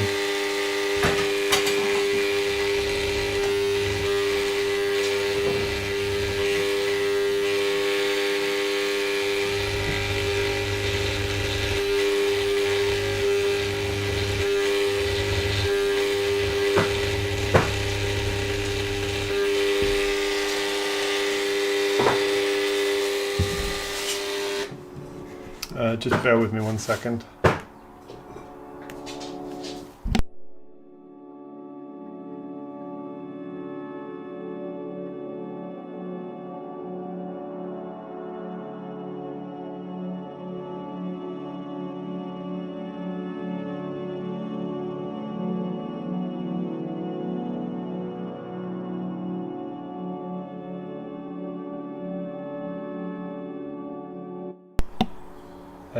Sorry, I'm back. With regard to using the Dremel, the hands you do feel the vibrations in them later or going numb. That's part of the reason I'm wearing the gloves, is to try and take some of the vibration out. So these have got padded palms, which helps reduce it a little bit. But as you can see, I tend to hold it in my fingers anyway, just because I've got big hands and holding things in the palms tends to not work particularly well. So you do get numb from using the Dremel. Part of the reason I don't tend to do more than a couple of hours you just feel the vibrations afterwards. It is a downside. I do need to get better gloves. The gloves, do also have the help that they tend to reduce the amount of dust getting out, because as you can see, they're chopping the dust, but as you see on my fingers, still very dusty. But if you do prep for long periods of time, or even on the higher powered tools, the air scribes, it is highly recommended to get vibration reduction gloves, or heavily padded gloves to help reduce the amount of vibration, because you can get vibration injuries if you do it for long periods of time, for particularly many hours. So it is something to be aware of. Also a good excuse to put it down for a bit, stretch your hands, stretch your eyes, stretch your legs, get a drink, just to keep yourself moving. The Tucson Mineral and Gem Show is just some crazy event, isn't it? With all of those the dealers, every couple of years it feels like there tends to be some new issue with it, with a fossil there that shouldn't be there getting reported. That is the downside of the commercial side of paleontology, is that the big shows where people make the money tend to also be where the fossils all come out on display, and so you tend to find things there that shouldn't necessarily be there. So I will say now, generally, if you ever see a fossil from China, chances are it's illegal. That's not all of them, but in general it will be, because I think there's been a ban on exporting fossils from China since like the 60s. I might be wrong, it might be even longer than that. Same for Mongolia, same for Brazil.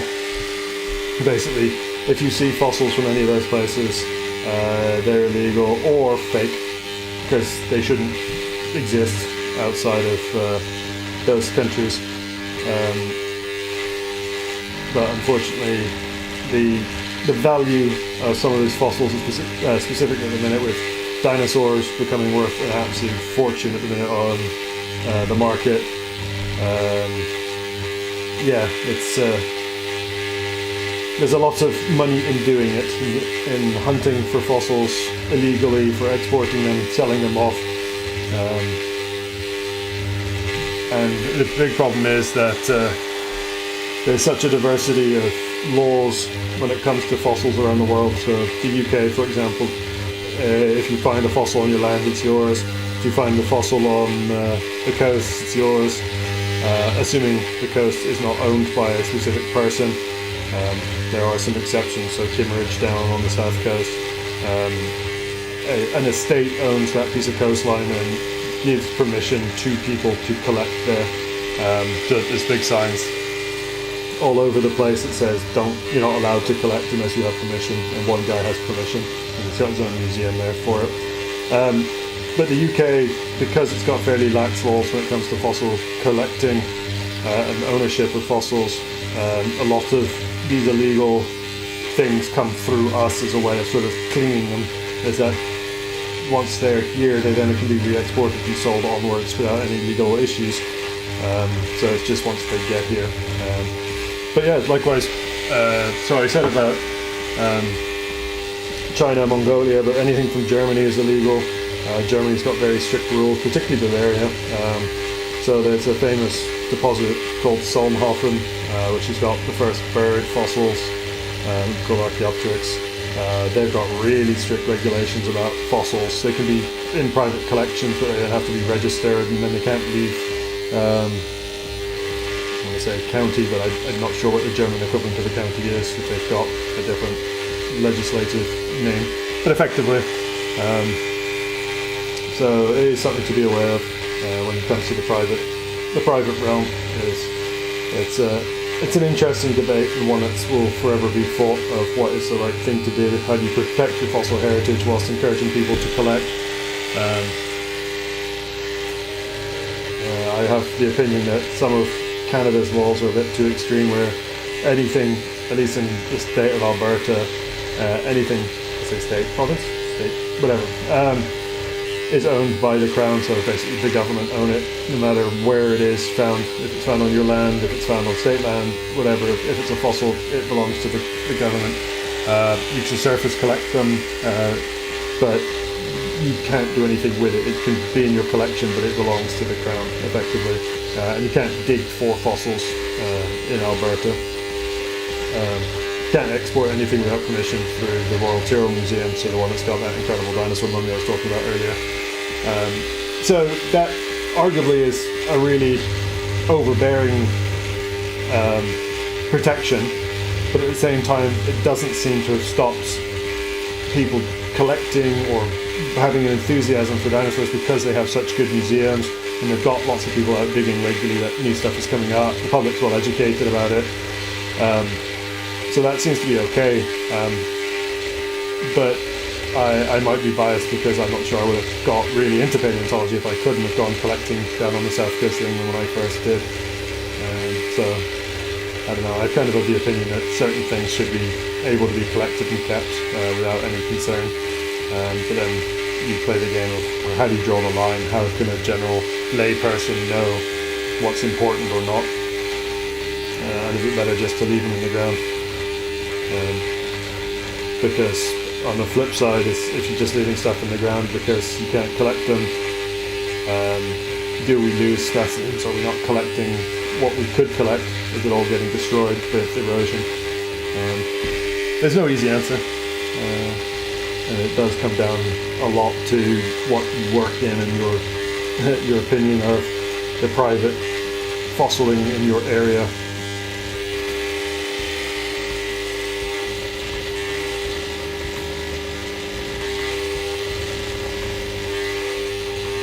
One other thing I will say, if you ever go to a fossil place and they're selling trilobites from Morocco, be very careful because a lot of those will be fake as well.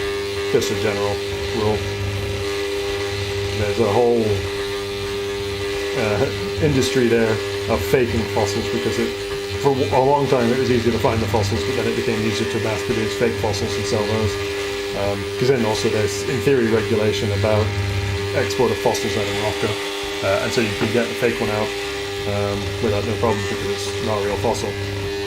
But then it means that there's a whole market of fake trilobites that people believe they're buying real ones. And there's some really fun videos on YouTube's of people like cutting open their fossils and finding them full of air bubbles and plaster of Paris and stuff.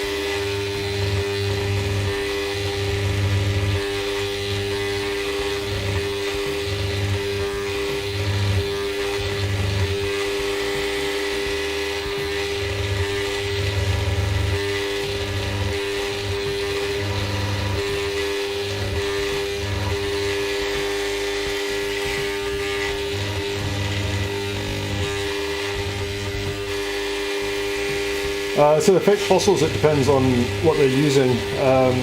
So it's in general plaster of Paris, but it varies a lot. So they will often use like plaster of Paris plus ground matrix, so like the dirt that I'm popping off now, the dirt and dust. They use that to basically color the plaster of Paris so that it matches the correct color. They'll then have a copy of a trilobite that is real. They'll have got like a silicone rubber mold of it. They then fill that with plaster of Paris and then chuck that on top of the rock. And sometimes it's just a real rock that you're just chucking this on top of, and then they'll paint them. That's the easy, lazy way of doing it. And so one of the easy ways to spot a true fake from Morocco, if you've got no other indication, is have a look at the fossil itself. So real fossil, I can tell you because I picked it up off the coast, but they're fake fossils. If you look at the actual fossil itself, if they're plaster of Paris and not done particularly well, you'll actually see the air bubbles where the plaster of Paris is or was drying in the fossil. Well, I say the fossil, in the copy. But that's just one of the things. The other things that they do is they make chimeras, so like take bits of lots of them to make new, more exciting fossils. The most famous ones of those is, you may well have seen mosasaur fossils from Morocco. So you get like a jaw with a bunch of teeth in it, and they come on like a perfect oval of like a sandy color oval with then like a chunk of jaw with then 4 to 6 teeth in it generally. And so bits of those, in fact lots of those bits of fossil are real, but they don't come from that individual. Like there'll be lots of separate loose teeth that they've collected that they then are sticking onto something to then make it more valuable. So again, I guess it depends on, do you count that as a fake fossil? Yes, the setup is fake, but all of the individual bits might be real fossils. And likewise they'll do that with ammonites, that you might find pieces of multiple ammonites and stick them all together to produce one ammonite that is incredibly rare as a complete individual, but you can then make a complete one with using bits of them, which, don't get me wrong, a lot of our museum mounted dinosaurs are like that, or at least copies of bones using to fill in the gaps, but I don't think many of them pretend that is one fossil, especially if you ask them. They don't say this is just one individual with no copy bits or no duplicate bits. So that tends to be how it's done. That being said, doing it that way, making a chimera with lots of different bits, there's a T-Rex on sale at the minute that I've seen, which the experts say or I seem to believe it's from at least 3 different individuals with copy bits as well, being sold for silly amounts of money. I think I say silly amounts of money, like 2 million, might even be more, like 20 million. It was some obscene number for what is effectively a T-Rex from 3 different T-Rexes, and still fake bits or copy bits on it. But again, I think most of that information on what's real and what's a copy or a duplicate is listed in the auction, whereas these Moroccan fossils never tend to say what's real or what's not.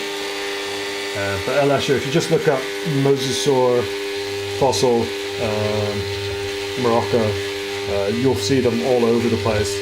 Shockingly, I've seen these fossils in museums for sale, and they're not real. As far as a Mosasaur jaw, they're real teeth stuck together to make it look like a jaw.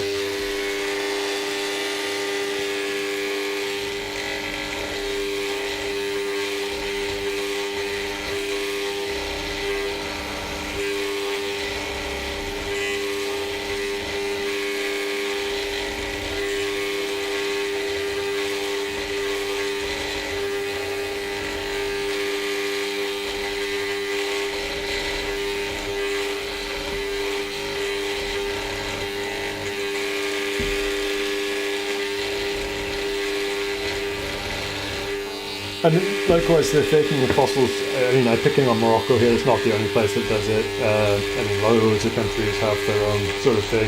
But equally, I mean, China had a few famous examples, including one that hit the Tucson Fossil Fair. I want to say Archaeoraptor or something it was called. And it was a composite of 3 or 4 different individuals that, on X-raying, turned out to be lots of different ones rather than one individual one.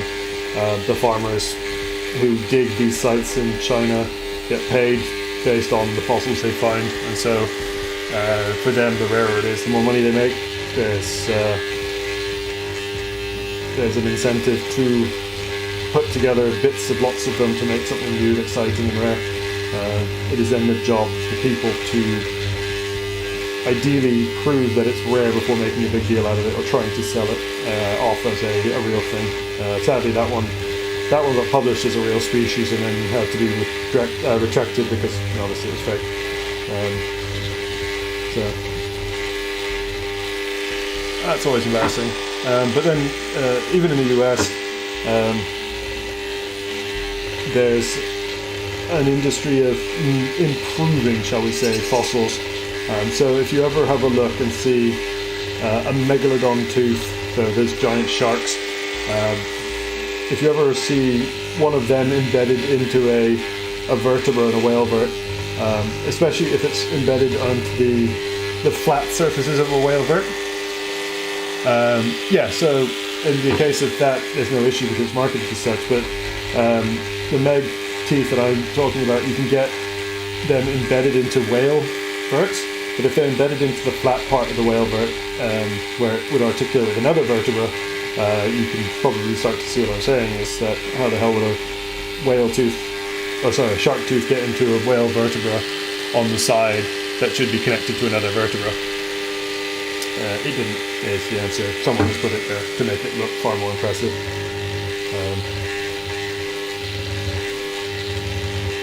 I mean, plenty of fake fossils going around, or at least, shall we say, real fossils that have been joined in such a way that gives them more value, but then is not in themselves how they were found, non-real.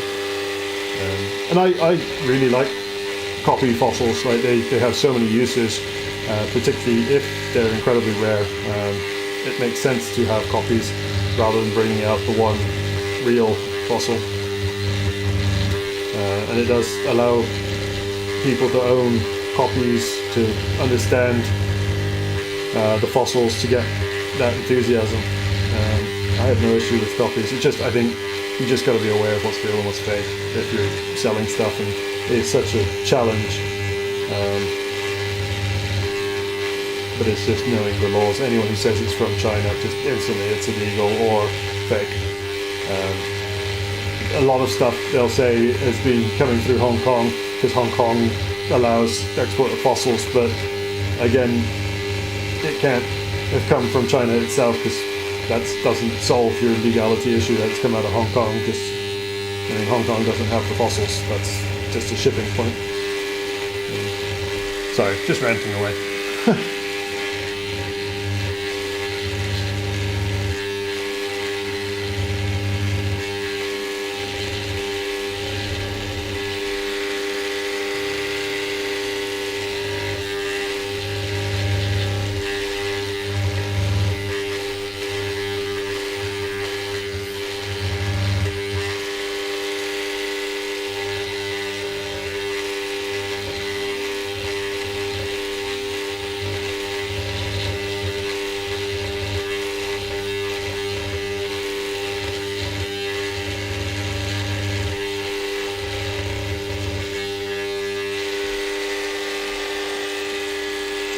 But yeah, at some point I'll also do a bit of a show off of my fossil collection.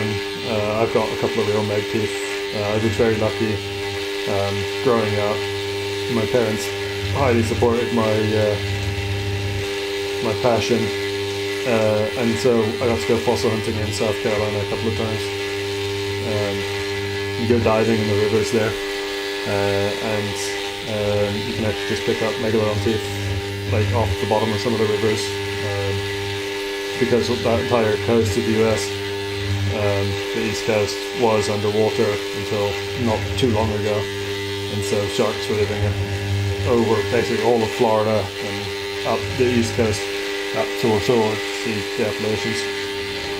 And so now that they're back above ground, or back above the sea, the rivers cut down through the rocks, exposing the teeth, and they all kind of collect in certain areas in these rivers.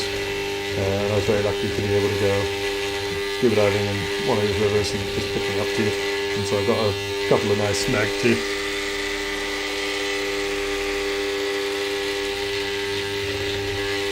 Hello, hello. But yeah, so I'll say I'll show off my collection at some point, or parts of my collection, so there's mag teeth in it. Yeah, I'd say there will be some showing off of it. So I've got, for the most part, the stuff I have in my English collection, the stuff I found. I have some stuff back with my parents, of stuff that I bought when I was younger. Again, there's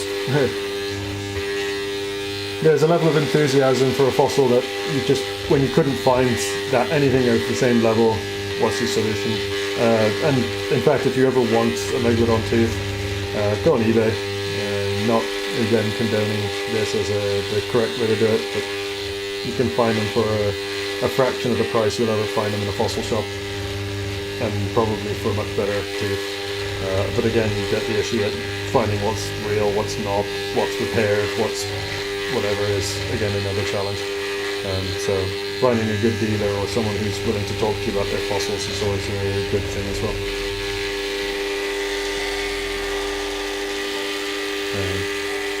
So yeah, most of my collection, as I was saying, in the UK is actually UK stuff. So I've got some plant material from the Carboniferous, lots of Jurassic stuff from the Yorkshire coast, obviously, but some from the south Jurassic coast. I've got some corals from Carboniferous / Devonian. I'm trying to think what else I've got. Those are the big things at the minute. I've got some nice ammonites from North America, or bits of ammonite from North America. They'll show up in probably a video talking about predation and damage to ammonites, because there's still actually an active debate within the paleo community about certain marks on ammonites, particularly there's some ammonites that have beautiful big round holes in them, and lines of these round holes, and it's been suggested this is where large marine reptiles have been getting hold of the ammonites. So mosasaur teeth in particular are the ones that are picked up, but there's also a debate over whether these holes are marine reptiles like mosasaurs, or whether these holes are formed by things like mollusks or other like shell boring creatures that are just digging these circular holes in it. So I don't know if anyone's seen a limpet.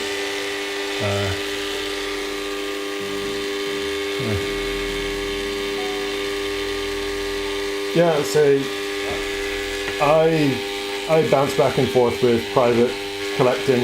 As I said, like I've got my collection because I'm privately able to collect. I have some of my collection because I was able to buy parts of it when I was younger. I haven't bought anything for my collection in a long time. That was kind of a requirement of being a paleontologist in academia. If you join one of the communities, it actually says you can't do private collecting unless you are, or I say private, you can't buy fossils unless the idea is to put them into a research institute. So there's kind of being ingrained, but at the same time, whether it's the right attitude for things like the Yorkshire coast, where if you're not collecting and people aren't doing it privately, do we just lose all the fossils because they're eroding into the sea at a rate that, like, we don't have enough collectors from the government or research institutes collecting, that we just would miss a lot of things.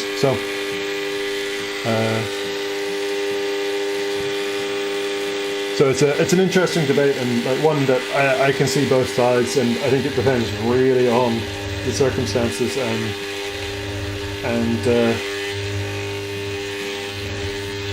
just the way that it is regulated. Most of the private collectors I know of in the UK, at least the very good ones, will know when they get a rare thing. They tend to indicate and talk to the museums and collections if they're wanting to sell it, so that museums get first pass at it. That's not to say that most museums can't actually afford a lot of the prices for really rare things, but it gives them a chance to try and fundraise for it or speak to the government about getting more funds for it. But it also means that specimen almost certainly is now collected, that it never would have been otherwise. It would have been lost to the sea probably in the space of a couple of weeks.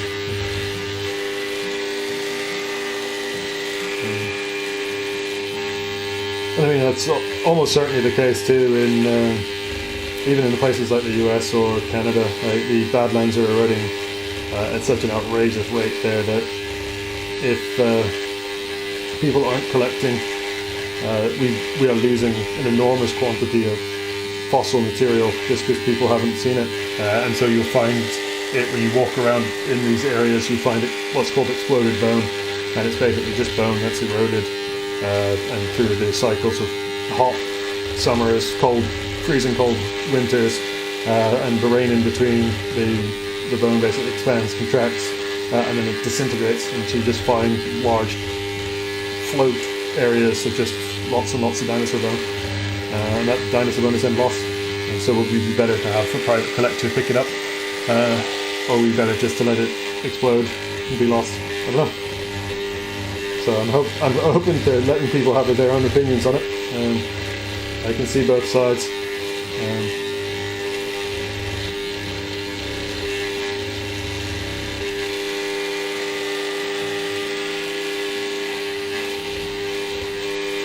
I have more issues when it comes to private collectors when they are making sure all of their material disappears into a private collection, which then is used to try and publish papers that then we can't ever see the material that's once it's been published, because it's then gone to a private collection that we've then lost forever as far as the research side of things.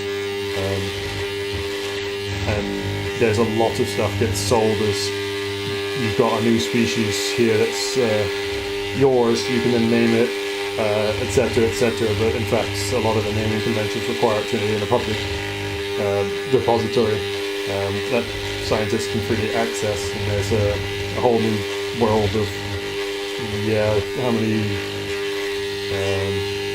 journals actually follow those regs to the law. I don't know, it's messy.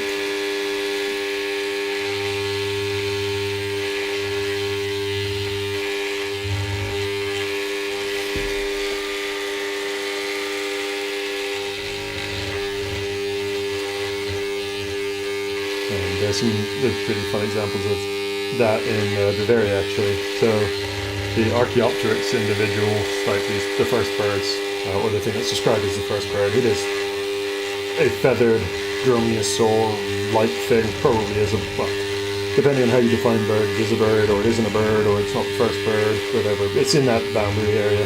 It's got feathers, it's got a tail, it's got wings, looks like a bird, but it's got teeth, it's got bones in its tail, so it looks very weird if you're thinking of normal birds.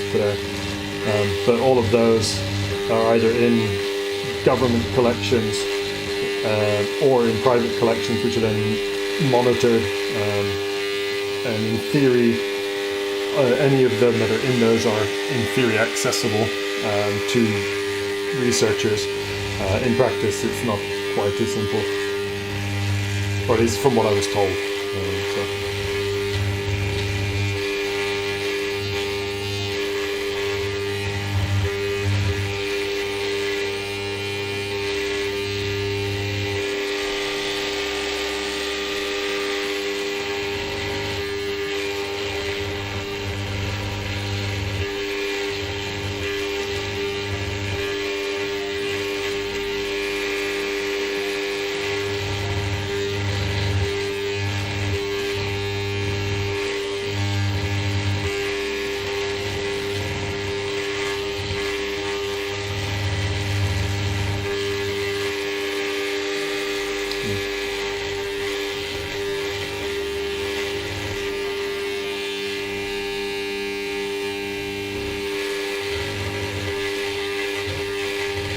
But if anyone's got anything else to add to it, or pick a new topic, feel free to.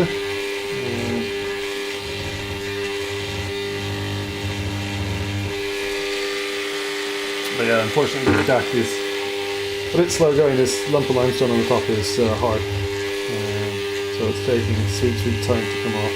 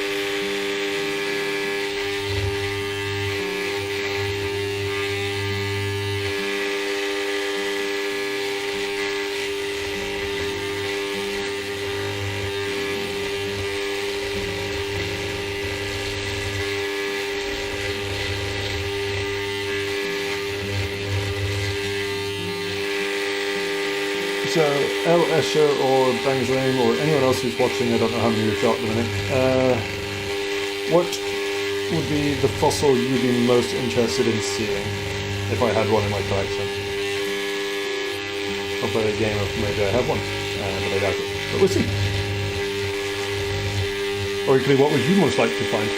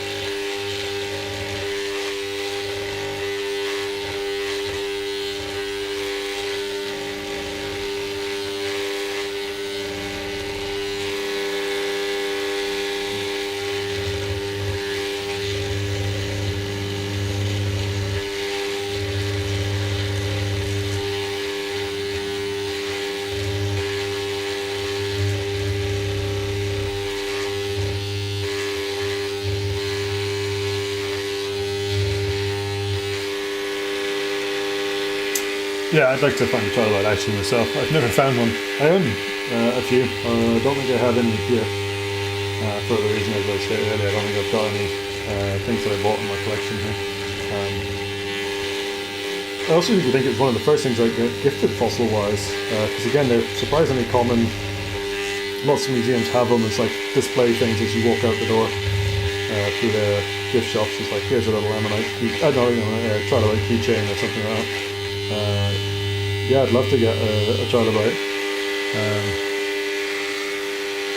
Yeah, they're a really cool one, and there's some amazing sites in the USA and Canada where they actually preserve in pyrite their soft tissues as well. So you get trilobites and you can see their legs and their little bits. It's even cooler than just the standard. Here's the shell, or here's the three parts of it. But when you actually got the legs and all sorts as well. A Pleistocene walrus. At the risk of asking, is that a particularly rare thing where you are? I would have thought that's not that difficult to find depending on where in the world you live. I do admit that in some parts that'll be a lot harder to find. But I think they get them in quite a few places.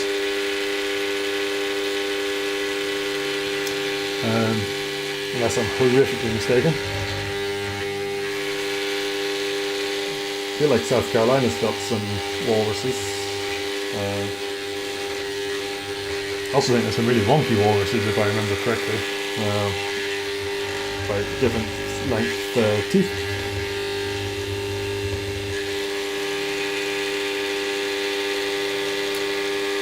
Yeah, so I'm now intrigued where the Bang is talking about his Pleistocene walruses, where he's expecting to find one of those. I would have thought anywhere you find walruses today, and then on the coasts.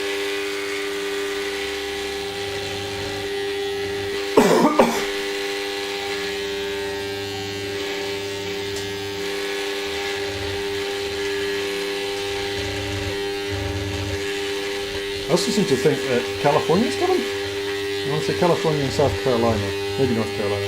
I've seen them from as well, but they might be a lot older than that.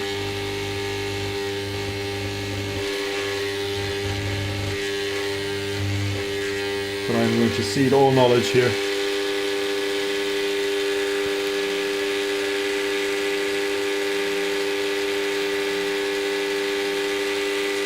Stefan, where did you find your tetrapod bit?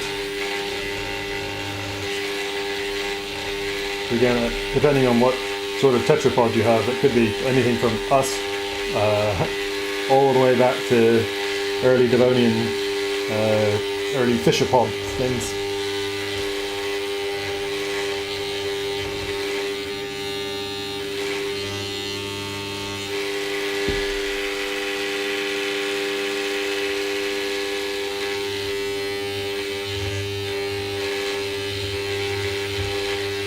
But yeah, I remember my first couple of dinosaur digs. For me, the thing I was desperate to find was a tooth, and I spent bloody ages looking for a tooth. In fact, walked over a couple that people then pointed out to me that I walked over. That was kind of low.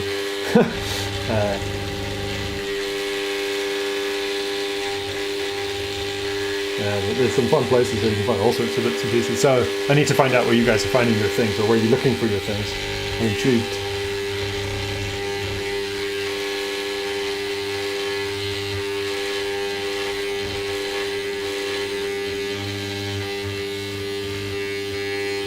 And also welcome back, Lanto. Apologise, this nodule is taking its sweet time to disappear. So we're busy having a chat at the minute about favourite things you found or would like to find.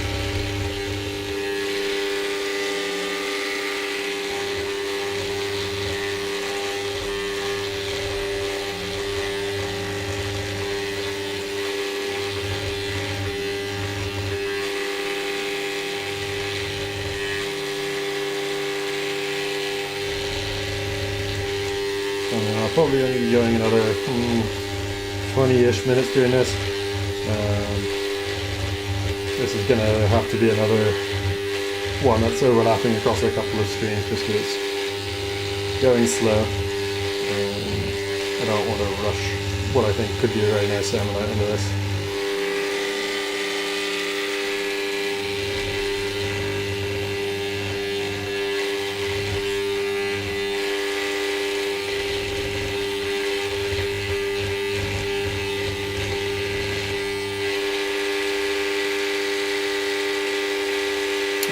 Stefan, you're going to have to give me more info. Where's Blue Beach? I sadly do not know every fossil-bearing beach in this world, although that would make for one hell of a mastermind topic.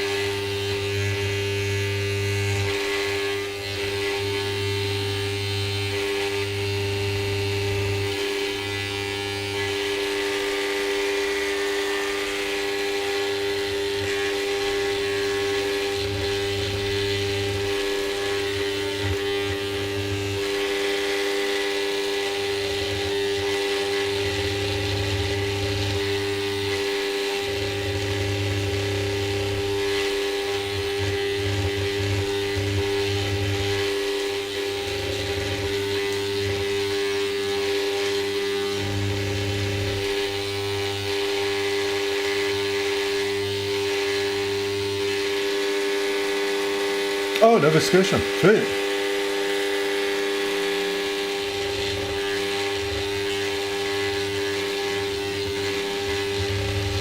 Yeah, there's some incredible stuff out of Nova Scotia. I really like, was it the earliest reptiles? Definitively, is it? Or lizards? The ones that were in the tree trunks that basically were preserved after forest fires. Not a great way to die, but great for us to find them.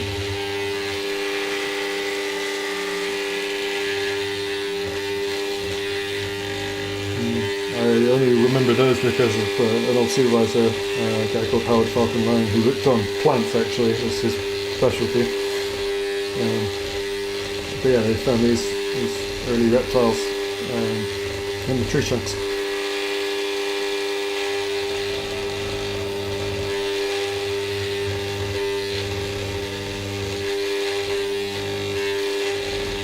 That admittedly was a few years ago, so the earliest whatever claims have probably changed since that time, but yeah, I remember those. Yeah, I was very lucky when I was younger. Again, we were on a family holiday in Nova Scotia. The parents took me down to one of the beaches where the plant fossils were. I think we found a few stems of things. Couldn't even tell you what they were. It's been a long time since I remember doing it. Probably lycopods or something similar.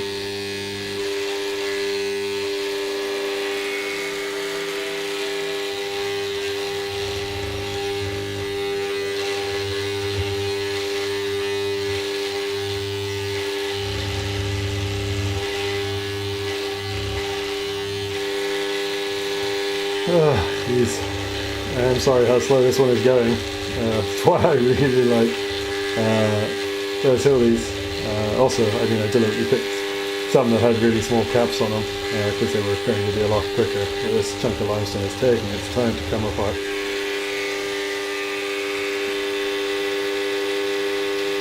Oh, coast of California, yeah. Okay, so that makes sense why you're looking for your walrus. Very possible out there then.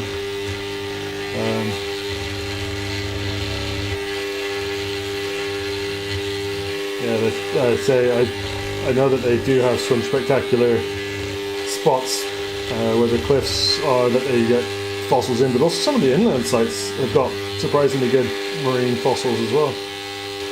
But I will have to cede anything more than that to what I've read on Twitter and to someone who is local and obviously enthusiastic about them, that you are more likely to know than I am with it.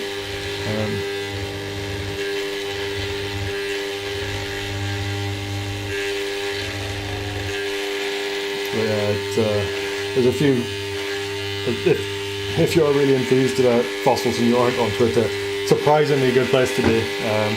There's a hashtag Fossil Fridays, and so all of the people who are enthused chuck stuff up there, and there's a lot of cool fossils that show up every Friday, but also a lot of researchers who put up their research as a way of communicating with people in a really short, snappy, fun way. And there are some really cool finds that I hear about because of Twitter. And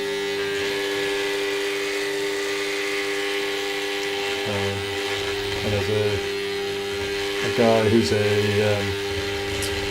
museum manager in South Carolina, a guy called Bobby Bosenecker, who works on whales and sharks and all sorts of stuff, and he puts stuff up from California, which is probably why I have any idea at all that there's fossils from California. At least good marine fossils from that age.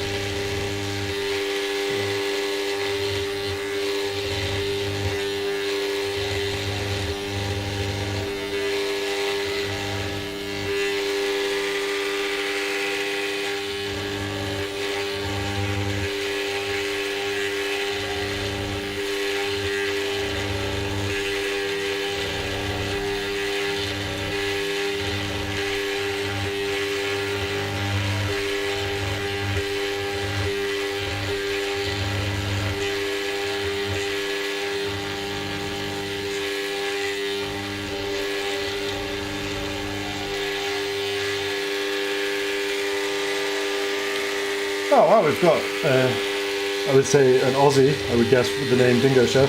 But I also want to be very careful, because if you're the other Antipodians or the Kiwis, then I'm going to upset you one way or the other. So, welcome from down under. Oh, and so Bang, you're very familiar with Bobby's work then, yeah. His Twitter, if again, I'm pitching Twitter for all of the many flaws it has because of ownership and whatever, we're not going down that line. But as far as the science, it's been an incredible resource to see and find out about stuff. And some of the natural history museums have some incredible stuff that they're showing off. So I highly recommend it. Dingo Show, as you just joined this conversation, we've just been discussing things that people would really love to find as far as fossils. Or equally, your favourite fossils that you have found. I guess at the same time, I've never actually said any of the ones that I've got. So the favourite one I have in my collection is probably my meg tooth. Although I suspect my ichthyosaur spine, when that comes back to me in the next week or two, will be my new favourite thing. I also have to say I've got a couple of stone tools from North America that I found. And I am acutely aware of their protected status depending on where you pick them up from. But it was on private land, I had permission to do it. But I've got some stone tools, and there's something just really interesting about sort of the connection that you feel to someone sat there thousands of years ago with this lump of rock, smacking it away with that level of skill and precision to turn it into a useful implement. And I just really love stone tools. One of the ones I have is actually, there's people in the UK who produce them to sell, and I've got a couple of modern things, including a giant hand axe, which I just adore. It's just really cool seeing the work and skill that goes into being able to hit a rock in such a way that it fractures into a tool that's useful, whatever that tool happens to be.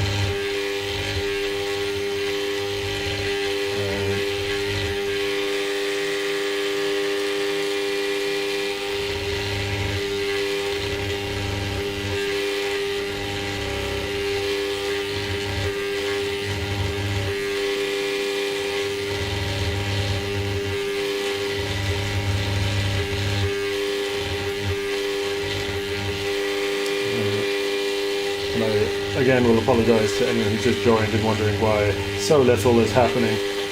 This specific ammonite is a Dactilyoceras from Yorkshire. I've been working on it now for the better part of an hour, I'd say. We're still working on removing this limestone cap that's over-sitting the fossil. So if you have a look at this side, you can see how much limestone was on that side. This side had similar, if not more. We're slowly getting rid of it, but it is taking its sweet, sweet time with the Dremel. But we'll be getting there soon. I'm going to give this a bit longer, and then I'll go give the Hildy that we did a bit earlier a bit of a clean, and then we'll call it a time. But yeah, if anyone's got topics or things they would like to talk about or ask me about, please chuck them in chat, just so I'm not sitting in silence, or equally so you guys can listen to me talk if that's what you want. But if you don't put anything and I start talking, what you'll get is just the noise of the Dremel or some fun sci-fi style music from YouTube that was free.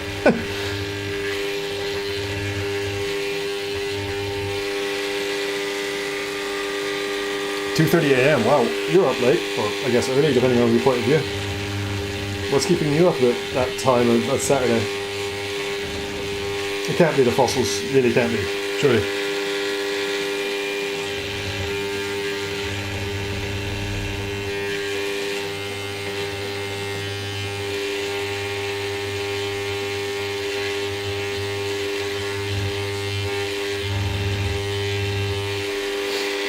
Also, Oz has some spectacularly cool fossils, not just its dinosaurs and its dinosaur footprints, but your giant wombats, your weird kangaroos, like all sorts of goodies. You have some really cool things. Your saber-tooth, marsupials, so many crazy creatures.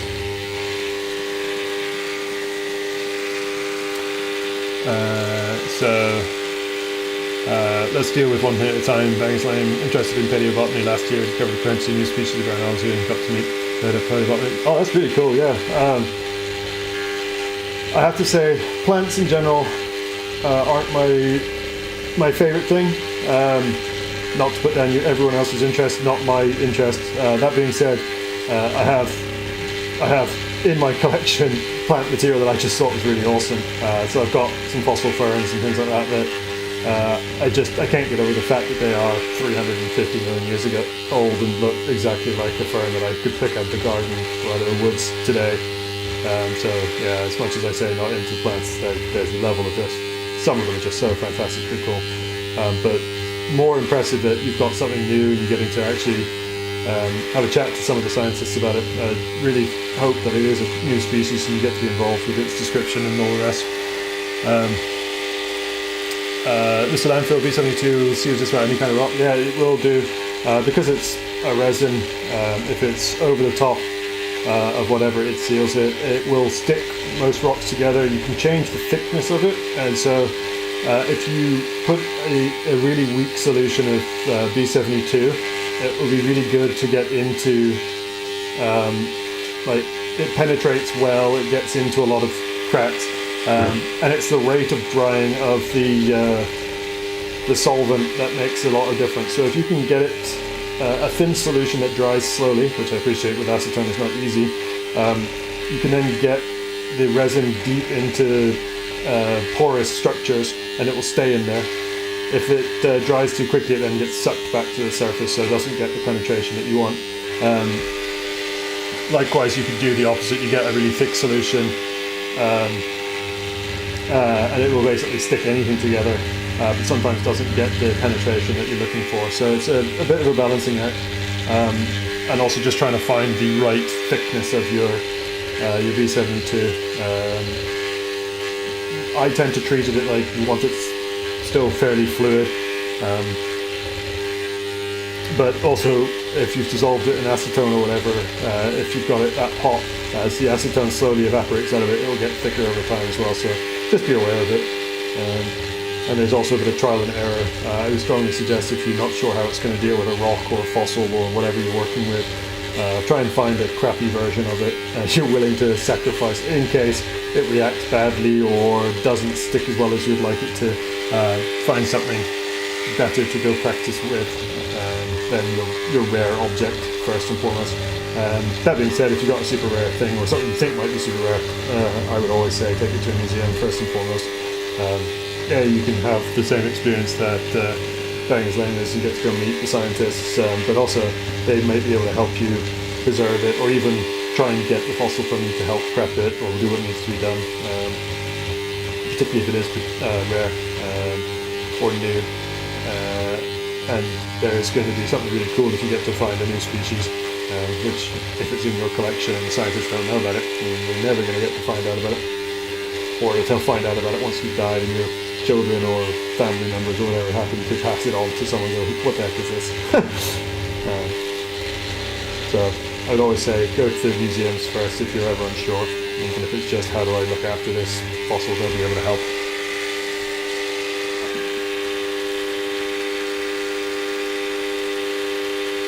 Yeah, and as Bang says, there's a lot of different choices. Again, if I'd say B72 is the default one for us here on the Yorkshire coast. In England, it also tends to be the default one for field work for dinosaurs, but there are alternative ones. So there's a B67 which is used, I think, if it's pyrite concerns, because it is phobic, so it prevents water getting in, also prevents air getting in, if I remember correctly. Super glue tends to be used if you've got a really, really big thing and you never want it to come apart because it's not reversible. So cyanoacrylates as a whole tend to be used only for really big things if you never want them to come back to it.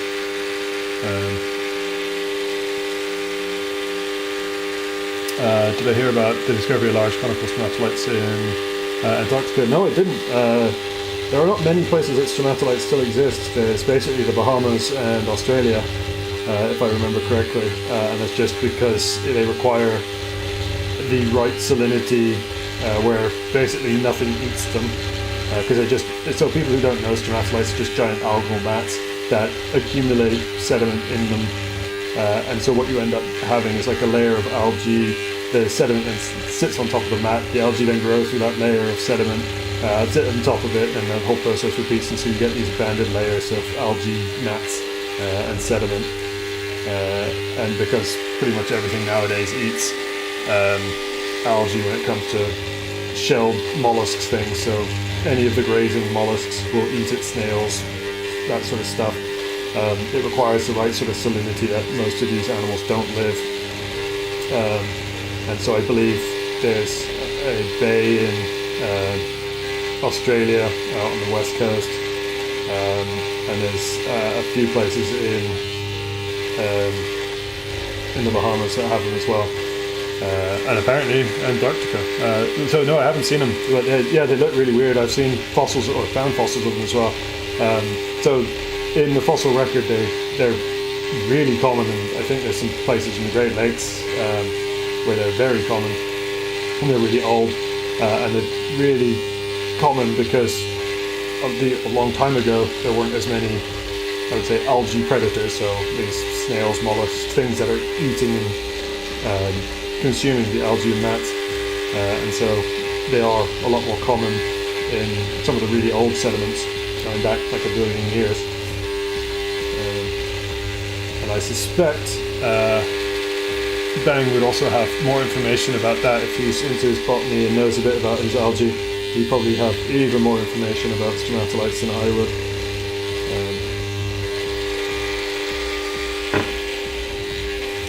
But yeah, if they're growing in Antarctica or in a lake in Antarctica, I assume again it's the function of they've managed to get algae in a place that there's nothing that can eat it or very little that eats it, so they're able to then build up sufficiently large colonies to produce these structures called stromatolites.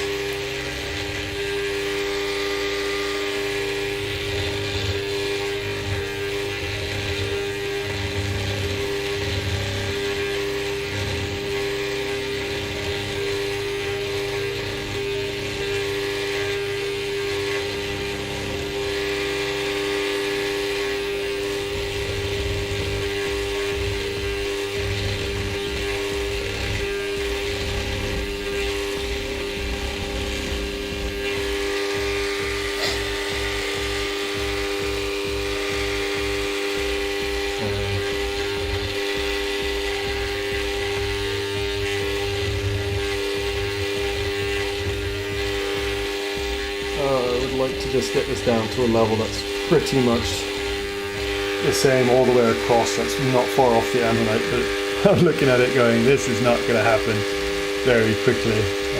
So this might just have to be one that I postpone very shortly, because it's going slowly, and I don't want to vibrate my hands to pieces, but also bore all of you to death with just looking at me doing this over and over and over again, and not getting a huge amount further into it.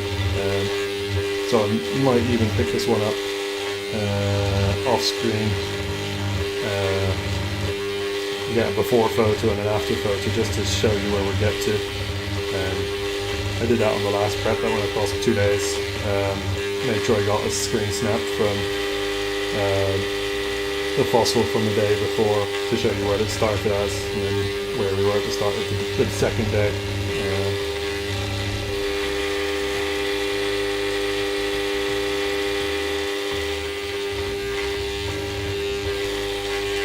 But yeah, it's the downside of the Dremmel 290 is just it doesn't have the power to burn through this stuff like a proper air scribe, a good air scribe would do. Just with that extra power. And so it's very slow going.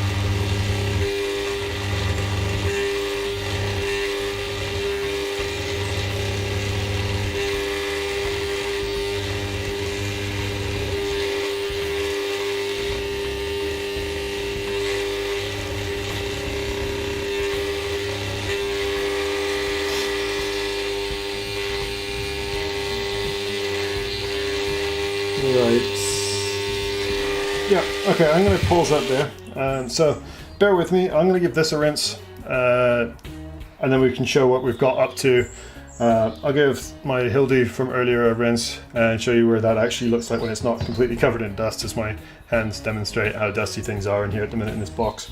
And then we can just show you what they will hopefully look like, or compare them to some other ones I've got in this box. So I'm going to just be back in about 2 minutes after I just give this a quick rub, a quick clean, and I'll be right back.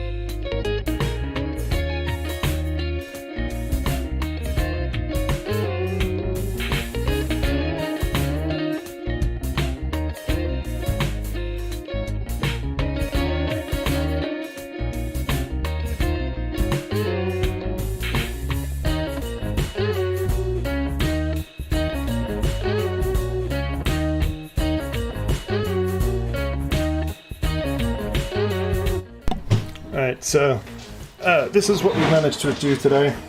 So started with the Hildoceras, and this has come out pretty well, I think. So just to compare it to one I did on the previous stream, so this is the previous one, which I think is slightly better preserved, but it gives you an idea. This is what a Hildy looks like.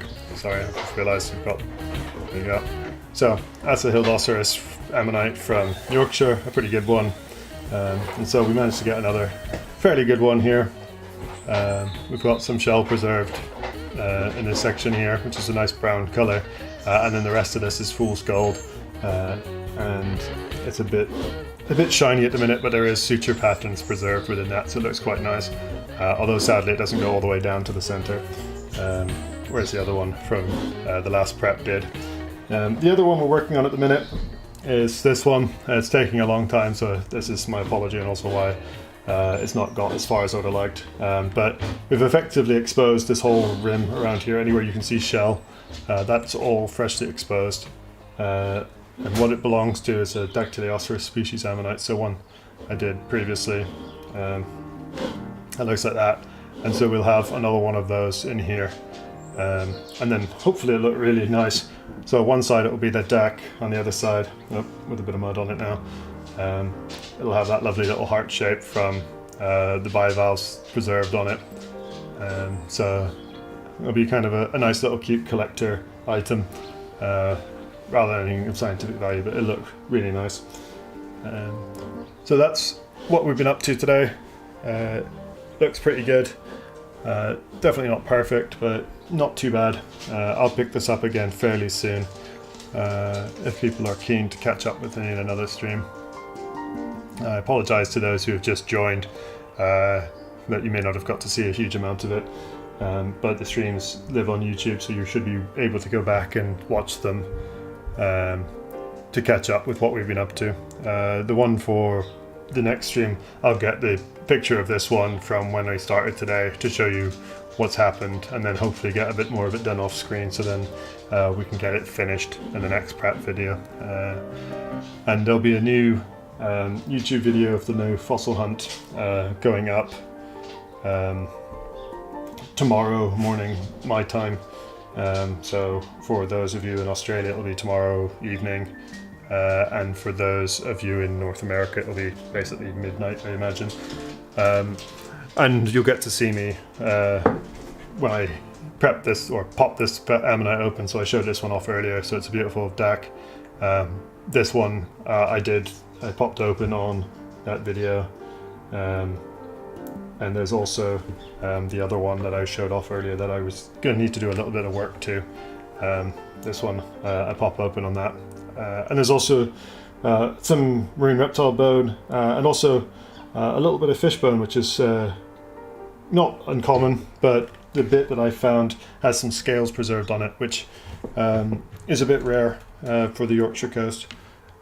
So I'm getting some acetic acid sorted for that, so I'll start trying to get that prepped as well and get to show you that hopefully down the line. Not the acetic acid prep, because that takes a long time, but hopefully the various steps along the way as it goes.